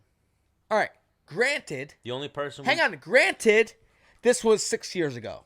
Was it that long ago? 5, 6 years ago? Whatever. Couple days ago. Not that long ago. Whatever. Whatever. He'd still do it right now, I think. 1,000,000%. Whatever. However, I am not in the ballpark of a wrestler as Henry Cejudo. If me and Henry Cejudo had a wrestling match at 165, hurts my pride to say this, but I think he beats me. Hang on. I'm trying to beat him, but I just... He's better technically. I'm a realist. Yeah. Like, I'm not out cardioing him. Maybe at that weight. I'm not technically better than him. At that weight, maybe you could out cardio him? At 165? What do you mean? No. So, where he could eat carbs all day long and, like, lift as much weight as he wants to lift. And, you know what I mean? He'd be carrying more weight than he... Well, who knows? Hang on. He's not. We didn't ask Henry that, what he walks at. He's not much smaller than me. And you know what's funny? Remember how at first we were like... Hang on. We were like... At the smallest, he's 5'4"? Yeah, he's 5'4". Is he? Remember, we talked about that with him. Right. And I said, 5'4". Always go the inch higher. Okay, so 2 inches. And then you said how you and him pride yourselves on being small. 2 inches. How much weight is per inch on the human being? I mean, he must be a decent size that he's talking about moving up. He wants Holloway or Edgar, so he's obviously not shying away from it. Or maybe he just finished Edgar's boy and was like, oh, I heard you beat Edgar sometimes. And if there's anywhere... Or, fuck it. If there's anywhere to do it, too, that's where to do it, where it's 10-pound weight gaps as opposed to 15, 20. Right. Or maybe he... I would... Like, oh my God. Motherfucker believes in himself. No, like, there's never, ever been a triple champ. You know what we didn't talk to Henry about? Triple champ. Do you know what we didn't talk to Henry about, too? That I've seen him smoke weed. I've seen him smoking weed with Mike Tyson. He did Mike Tyson's show. He was smoking J's with Mike Tyson. But he's already the triple champ. That's his new nickname. Triple C, he calls himself. Okay. I think he wants to be the triple C in the UFC. And... You think he could do it? I think he could do it as well. I'll believe in Henry Cejudo, but it'd be a tough task because of the size. But the wrestling, think of who it would be against. Okay. No, think of who it would be against: Max Holloway or Frankie Edgar. So he's definitely a better wrestler than both of them. Right. Striking, they may have the edge. Right. But So KC was saying that Kyle Snyder, he was saying that. It's sounding like he's only going to do it if Frankie wins. Yes, that's what he said, pretty much. He actually said a weird list. He said he wants... I mean, the only person when we had him on that he talked about fighting was Dominic Cruz because I brought it up. But he said after the fight he wants Dominic Cruz, Uriah Faber, and Cody Garbrandt. And Dana White laughed at it. Dana White was like, Dominic Cruz is injured. Uriah Faber's old. And then he was like, who's the other one? They were like, Cody Garbrandt. And he was like, yeah, well, Cody Garbrandt. You know? Huh. Cody Garbrandt's lost 3 in a row. Yeah. Uriah Faber's 40 and about to make a comeback, or 40, whatever he is. Who is he fighting? I saw he's got an opponent. Ricky Simon. Tough opponent. The guy was, I think he's like 14-1 or 17-1. And then Dominic Cruz. I was looking at this last night when I was... Should we call Manny Bermudez right now and see like if he has any insight on why he got passed up? Probably just because he wasn't a big enough name. The guy Ricky Simon's a little bit bigger of a name. Is he? Yeah. I've never heard of him. I don't know why, but or maybe that's just who you're. It's going to be in California. Ricky Simon's from California. One of those type of things. Is there any? Hang on, because I'm that guy that's given a list. Yeah. Who do you want to fight? Uriah was definitely. Uriah's probably been presented a list. Yeah. He looked at everybody's styles, what made them. Yeah, that's it. That's why. Yeah. Well, we might do a Thursday episode, so we'll get some guests for Thursday. But do we want to call up AB? You want to wrap this up? Go grab ourselves a beverage. Might be too late to call AB at this point. It's 10 o'clock? Yeah, we just started fucking going. Wow. Yeah. It took us that long to recap UFC 238. All right. We can't call AB right now. I mean, if we do, he's going to be pretty angry. Ooh, so it could be good. All right. Let's do it. Hook me up. Or no, remember that last time when we But hang on. I'm gonna let him know. Remember when we tried to do a sound test the one time and nobody answered? Yeah, I hope that doesn't happen. Let's see. I'll let him know off the jump. B. Well, hang on. All right, here's what I'm going to do. Plan the Father's Day episode. So I'm supposed to go upstate to see my father for Father's Day. If I get my dad even like, I'm thinking about it, he's like, he's definitely coming. He starts telling everybody I'm coming, even though I said like maybe. And then when I don't come, he's like, I had a party. My dad said you were coming, or your dad said you're coming. I'm like, well, I said maybe. What do you mean? So I'm gonna call my father right now, and I'm gonna tell him like, yeah, Dad, I don't know about this weekend. Bet you he goes off the handle. Yeah? Or maybe he'll be like, well, go fuck yourself. You're a shitty son. Yeah, you're a shitty son. But either way, we're gonna try and get a little gold here. That's why Dean was always my favorite. Yeah. Yeah, let's see if we can get him talking trash about my father. About my brother. All right, levels. Levels on the phone. Yeah, we good? Not too loud? No. Well, how do you feel? I mean, it sounds loud on my headphones. My stepmom could also answer. Or it's 10 o'clock on a Tuesday. Hello? Wow, they got this weird, like, sometimes, let's call him one more time. He's going to answer pissed off. So something Menace likes to do for everybody, he likes, if he doesn't get you on the first call, he calls you again. Yeah. Then sometimes he'll call you again. On a third time. Yeah. Well, the thing is, like, I don't know. They have, like, their fax machine. Your wire might be out. No, I don't. I just don't think it's calling. Oh, it's not connecting? No, they have, like, a weird, like, what? Oh, you might have tried to call. Well, no, their fax machine, like, does so. weird shit. And, like, you see how it changed the ring? Yeah. I don't get it. We'll try it one more again. All right, here we go. He's like, hello? Yeah, we should keep calling until he answers. We should not. Nah. Hang on, if he gives me a... Wow. Yeah, is this AB? Yeah. What's going on, Pops? What's up? Nothing, dude. What, you sleeping? What? What, you sleeping? Just hanging out. What's up?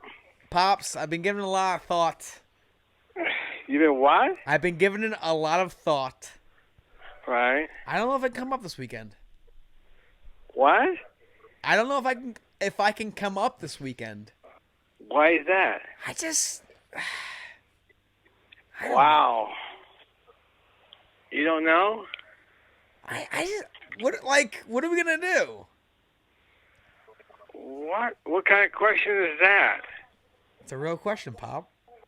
Really? What are we going to do? Well, what do you want to do? We can do a lot of stuff. The pool's open. What are we going to... The pool's open? Sick. Yes. Okay. All right. And Fireworks? Then, yeah, fireworks. Lobsters? Whatever. Do you even know how to cook lobster, Dad? What? Do you even know how to cook lobster? Yeah. You do? Why?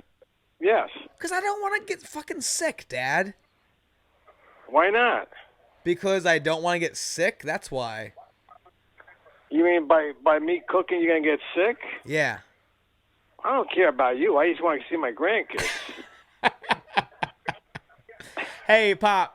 You're on Menace and The Man right now. Oh, really? Yep, you're on the show. Welcome. Oh, wow. So, give it to me straight. What are your thoughts? What are your thoughts on if Stan the Man piggybacks with me and the boys upstate this weekend, hangs out with us, and we do an episode of Menace and the Man with yours truly on Saturday. Truly. You. Wow. Me. Yeah. And wow. like, I want you to tell everybody about, like, my downfalls, like when I've been a piece of shit, when I've been awesome, the whole nine. Like, you being my father. And tell everybody about you? Yep. About the beginning and everything. How you are today? Everything. Wow. Oof. You really want to go that deep, huh? Hang on. Hang on. I'm fine with it. I think hang on. If you say bad things about me, I think it will be funny. What made you think it would be funny? Just because it would be. It would be funny because that's what you're all about. Right. You're a funny little dirty man. So is Stan invited this weekend? You could say no. Oh, I don't care. No, my co-host Stan. But it is, yeah. But it is the weekend. Yeah, why not? What the hell? All right. The house is big enough for everybody. Now the thing is, he's a carpenter. If you actually need shit done. Oh man, bring his ass up then. Oh whoa. Bring his ass up. Wow. Always got room for a guy like that. He's with a little knowledge. He's nasty. Love that. Oh, so you're gonna put me to work? Well, he's not. I mean, Pop, we can't. Now, he's a carpenter by trade. Yeah, I could do some things for you while I'm up there. 100%. Oh, 100%. Okay. Well, I got. Wait a minute. A couple small things. Small things. Well, hang on. Ready for this? Hang on. We don't have small my dad. projects. Hang on. My father. Do you want to talk? Hang on. Who's the guy that works for you, Pop? Oh, Billy Bones. No. Who's the guy that does your landscaping? Who did my landscaping? Yep. Oh, your brother. No. Yeah. Who's the guy that is out in your backyard cutting your grass with scissors? Chris. Now, Stan's not Chris. He's from Long Island, Pop. So. What does that mean? Hang on. My dad pays this guy to do, like, yard work and shit. He makes him use scissors? No. Now, let's don't make too much fun. Now, it's you know what I'm saying? Right. He's a good guy. No, great guy. Photographer, artist, whatever. So he came to my dad's office one day and was like, "Hey, do you have any work around here for me?" And my dad was like, are you a body man?" And he's like, "No, like, I can do anything." Okay, can you, like, cut grass? He's like, "Yep." So this guy, I don't know, Dad, you fill in the story. He like cuts the grass, weed whacks. Actually, he came with a guy that did a little landscaping. That's where it began. And I said, "Hey, who is that guy? Can I use him for a day?" And ever since then, I give him $20 and he goes out. What was the first payment was like, my dad goes, "What do I owe you?" He's like, a 6-pack of beer and a pack of smokes. And my dad goes, "Yep, sold."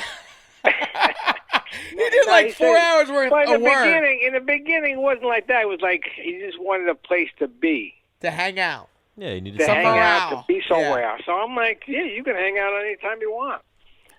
But then he became to do this, to do that, and before you know it, he's been my guy. My dad goes and picks him up, drops him off. This guy does like everything. 5 hours worth of work for like a fucking case of beer. Still to this day? Hey, well, he's a good guy. Wait a minute. Now, you know what? He boosted himself $40 up a little bit. now. No, he said he wanted to work for $5 an hour. And I think he went for 10. Now he's working for $10. Wow, $10 an hour and some smokes and a ride. Oh, that's amazing. Yeah, it's worth it for what he does. Oh, hang on.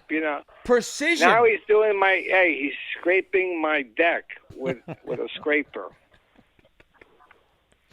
All right, so Dad, so the anyway, point. Hang on. The there, your coach there, your sidekick. So the picture I'm painting. Does he know how to do? No. Does he know how to do roofing? Does he roof? Is he a roofer? Oof, I do. Oh man, you're in, man. I'm going to Lowe's. I need a roof. I need a roof done, man. I'm gonna name it after you, man. You know what I'm saying? It's That's just amazing. a little, flat roof. We'll start off easy. Hang on, ready for this? He won't hit you for Long Island prices. Oh shit! Yeah, that's right. I forgot that. Yeah. The Long Islander. Yeah, they're Yeah. expensive. Born and raised. Born and raised. Oh shit! Where? Well, you're from Huntington, right? Yes, sir. So I'm like 20 minutes south of you. I was born in Lindenhurst. Oh, Lindenhurst. Yeah, Cool. it's not that big of an island. No, it's not that big. I think Been there a my couple times. old man spent a little bit of time in Copeg Oh, doing a little okay. partying, right? Am I Yeah, mistaken? we did a little bit there. Partying, Copenhagen. I was more in the Queens. Really? Yeah.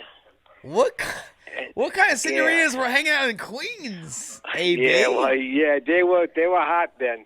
Yeah. Yikes! Yeah. Hang on, yes, ready? Hang on. indeed. Hang on. So Stan, when you meet my old man, and listen, for everybody at home, No, like you know what? Too Hempstead. Oh, Hempstead, no good. Stan, now you ever been to Hempstead? Dad, what Of do you course dip? I've been to Hang on, Hempstead. what are you dipping in chocolate? No. Was that your thing? No, not really. Both places you just said, right? There's a lot. Hempstead, yeah, not Copenhagen. Well, a no. little What about bit. Queens? No. Oh, Queens, yeah. Queens. No, wait a minute. No, Queens. It was A lot nice. of- It was not. No. Everything. I right? mean, this is going back We in this. got it. What It was- we it talking about? was- 70s? Yeah, but it was 80s. Yeah, he likes variety. 70, yeah. He likes variety. There like you go. And they were. Hey, but they were smoking. They wasn't no. You know what I'm saying? Yeah. All my money went that way. No ugly chicks, right? Oh no. I mean, like I said, I was always broke. I make sure you were. Yo, I was hang on. broke. So, hang on, Stan. You're gonna meet my father this weekend, right? His hands are similar to your father's. Well, wait. I met his wife. How did I meet her? Sharon. So I met him. I had to have met Well, him. no, I met you Yeah. at the party. Yeah, we met in passing. Oh, right, Yeah, we right, met. right. At your whatever your My retirement party. My retirement. Sharon knows me more than AB. Yes. Yes. So my father he's similar to your father, very thick hands, like sausage fingers, like shit in his nails kind of, but it's so crazy because I've only known him as this guy, right? That's now what your father do for a living? My father's a carpenter. Construction, built houses. Hang on, Pop. Okay. What kind of truck is your father restoring right now? Oh, I don't know. But he has a couple. His old man has probably like a 57 Ford Yeah, it's old in the Ford. driveway that, like, it's beat up bad, but he's like working on it like slowly and like, Yeah, that's my dad's hobby, is restoring old cars. yeah. Like ever since Yeah, well, I know. To tell you the truth, I know a lot of my friends. Well, not a lot. I mean, I got a couple of friends that do carpentry, but there's one guy, especially in Woodstock. He's a good carpenter, very expensive, and he's really anal what he does. Everything is perfect. Again, very expensive, but you got to see the cars he actually builds, and this guy does a better job than I would do. Yeah. Almost. So that's I mean, kind. the guy's awesome. I don't Yeah, think. he's- I don't think you're too far, cause Stan redid the Menace Cave, Pop. So when you come, my workout room's bigger, even though you're not going to use it. But he's like doing things that like, no, I don't like this. I'm like, what are you talking about? He's like, no, like you don't see that right there, like almost like you and Dean when you guys look at paint and you guys see drips and shit like that. Like I won't see it. I don't get it. Yeah. Stan's the same way with walls and how things are. And I'm like, yo, Stan, like listen. I'm not trying to pay you a boatload. Like, just listen. I can't see it. It's good. Like, let's keep it moving. He's like, nah, I can't have my name on it. And like, but like, he's like, it will bother me though, because I know there's an imperfection there. Yeah. So- Absolutely. I don't blame crazy. him. He's that. I mean, anything I know how to do, Pop. You know me. Like, yeah. I'm not cutting any corners and doing any fucking. If I know what I'm talking about and I see things like, and the same thing with Stan. You know, if he's teaching me a submission move, he's not leaving out the very 1-inch movement to make the move a little bit better. You know what I'm saying? And if I'm not doing it correctly, he's gonna correct it. Same thing with his work. Same thing with you with your cars. Well, mostly, like they said, we just got done painting my car. Yo, Pop, let's do a little plug real quick. We're online. We're on the internet, right? You have no internet exposure, really. On Yelp, somebody else, says they own his business. That doesn't. Yeah, that's how. Yeah, Pop. Hang on, we've talked about this before. Like on Google or Yelp, somebody else claimed your business as their own, even though they don't own it on the internet. Yeah, hang on. It's funny, but it's very real. Yeah. We need to get somebody on that, and I'll take care of that. But so you're the owner of. That's a plug. Go ahead, Pop. AB Auto Body. Where is it? Upstate New York, Socrates. Is that your northern accent? Yeah. That's Well. So AB Auto Body. Tell us how to find. AB Auto Bodies. Tell us how to find you, Pop. What block What's you that? on? What block are you on? What town are you What's in? the address? It's 3868 Route 9W, Saugerties, New York. Yeah, I mean yeah. So he's talking like our audience is only Long Island, Pop. This is worldwide. Yeah, we have a pretty big following up there in Socrates. No, yeah. Do you really? Absolutely. Pop. Like really? I post on social media all the time. How many people actually call you guys, or you interview people from Socrates?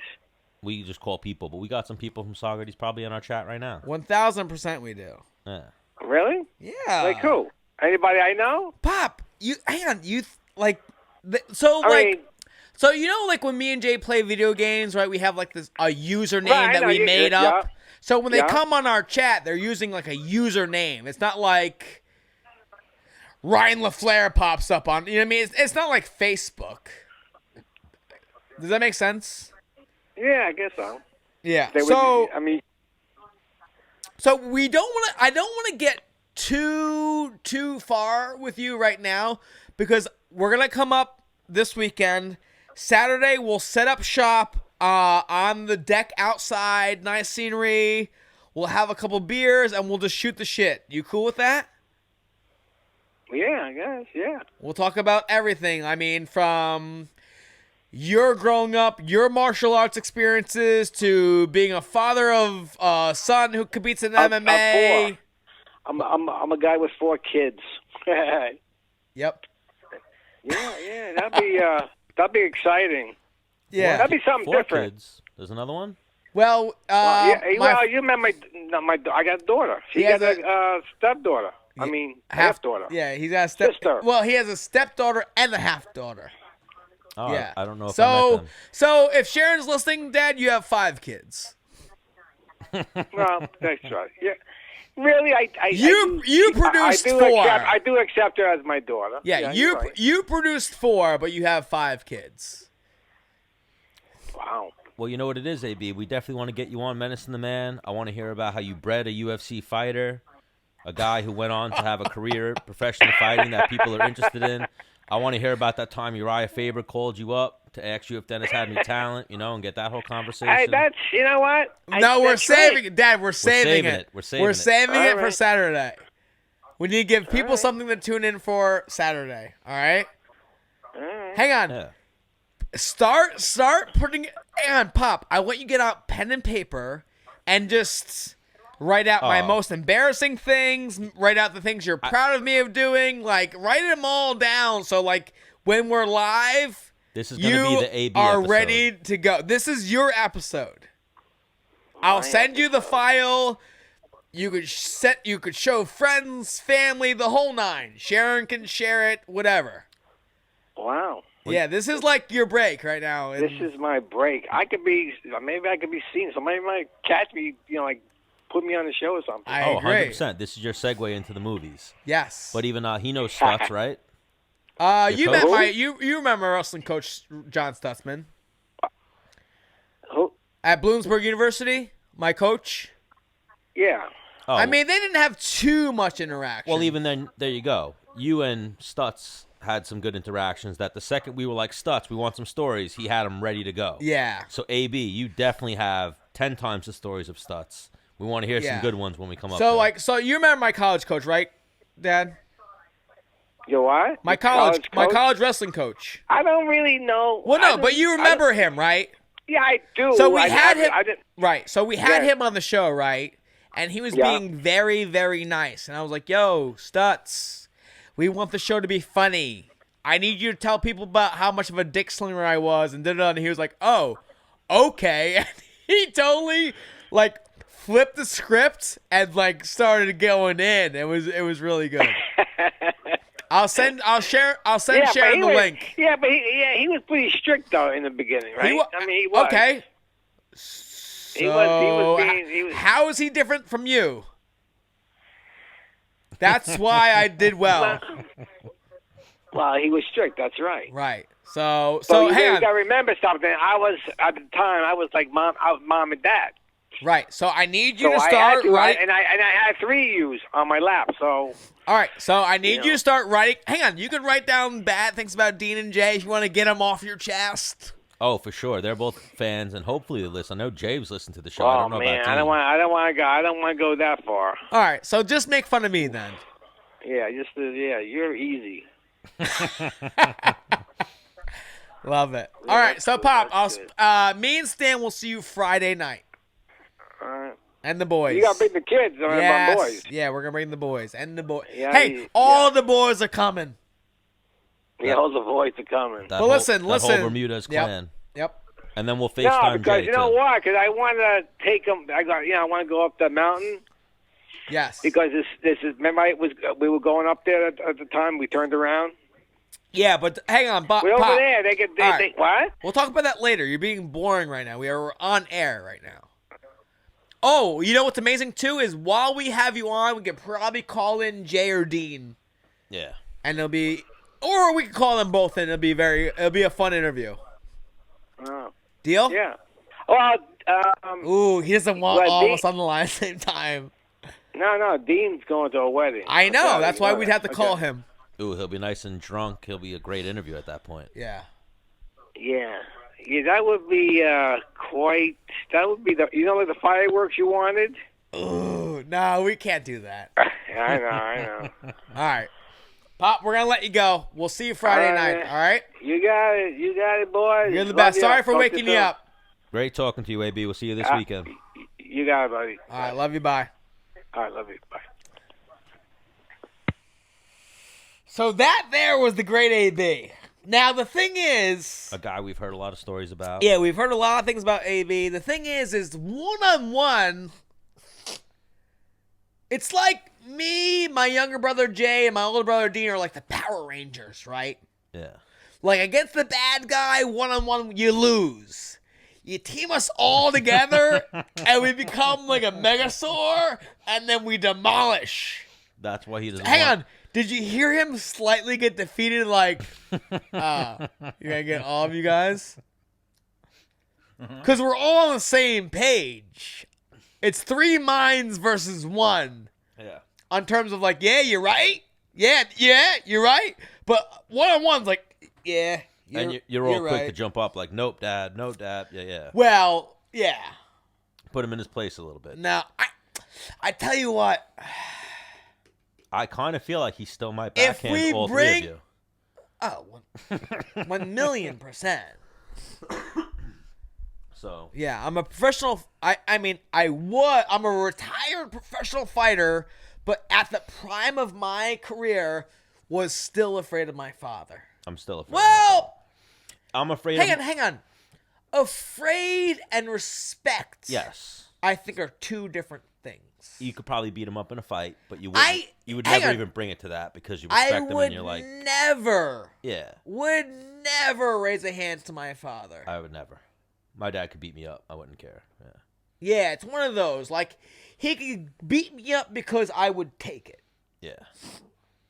All right. So. And that's the way I was raised. So, we might come back with an episode Thursday. No, we're not. No? No. No chance? We're doing one Saturday. I think we should. What do you have for Thursday? We'll get something. Nah.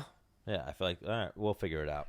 But we'll Hey, if we have one Thursday, you guys, we'll definitely be back again this week. It's a bonus. We definitely will be back this week.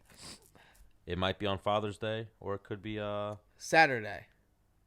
You're getting a Father's Day special on Saturday. So this was the longest. We were like, we're going to do a short recap and then go out and we're going to do 45 minutes. And we just started fucking rambling. I don't even know how long we've been on for.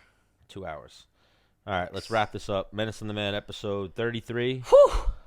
And we'll see you guys soon. Well, see you later. Everyone. Oh. Rise, June 20th? 21st. June 21st. Menace is returning. I'm going to be on UFC Fight Pass. So if you guys want to tune in and watch me, grab some necks. And then you know what you should do? Go for that who showed it to me? I believe Serum showed it to me actually, where you go for the front headlock, you squeeze it down, then you let it go and they pop their head out and then you fucking There's also There's also a great chance I just take him down and let him up for 10 minutes. Ooh, go old school Naga. Phil, John Wheeler, all the guys, they actually, even Depot back in the day. Depot will remember this story. Because if he pulls guard, I will, because it's on like a stage, I will turn my back to him, look at the crowd and say, do you want this man to stand up? They made stalling because of like Depot. Tell this man to stand up. Yeah, something like that. Let's do it. He will, hang on. But here, Phil Baroni, Depot, and that whole group of guys are the reason why they added stalling to grappling tournaments. Because until wrestlers started entering all these tournaments, Brazilians used to dominate them. The jiu-jitsu guys used to dominate them. Until a guy like Phil came in. Big, huge, all-American wrestler. Take you down, knee in your ass, gets up. Phil used to do that exact thing. Take you down, knee in your ass, get up, and then flex on the crowd. Wow. And then when the guy would get up, he would just, they had jiu-jitsu takedowns. Right. Just what are you going to do? Yeah. Throw you off and... Yeah.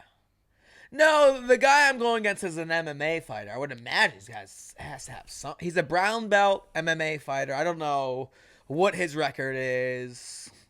I would imagine he has to have some kind of takedowns, no? Yeah. Well, one more time, let's plug the date, June 21st. June 21st. Space in Westbury, the Rise Invitational. Dennis is going back to competing. Going to do some grappling. Little bet. Where do you go get tickets? We don't know. Maybe on Saturday we'll have that information. Yes, maybe the Rise Invitational or Ticketmaster or somewhere like that. I mean, if you're on Long Island, you can come to Long Island MMA and get tickets. Oh, so you can get tickets at Long Island MMA. All right. Yeah, but I just don't know if they're there yet. I would imagine they are. They probably are. I think there might be mail. I'd imagine there's maybe another Lima guy on the undercard or something, so they definitely sent them by now. No, I'm the only episode 33. Let's wrap this one up. I gotta take a piss. All right.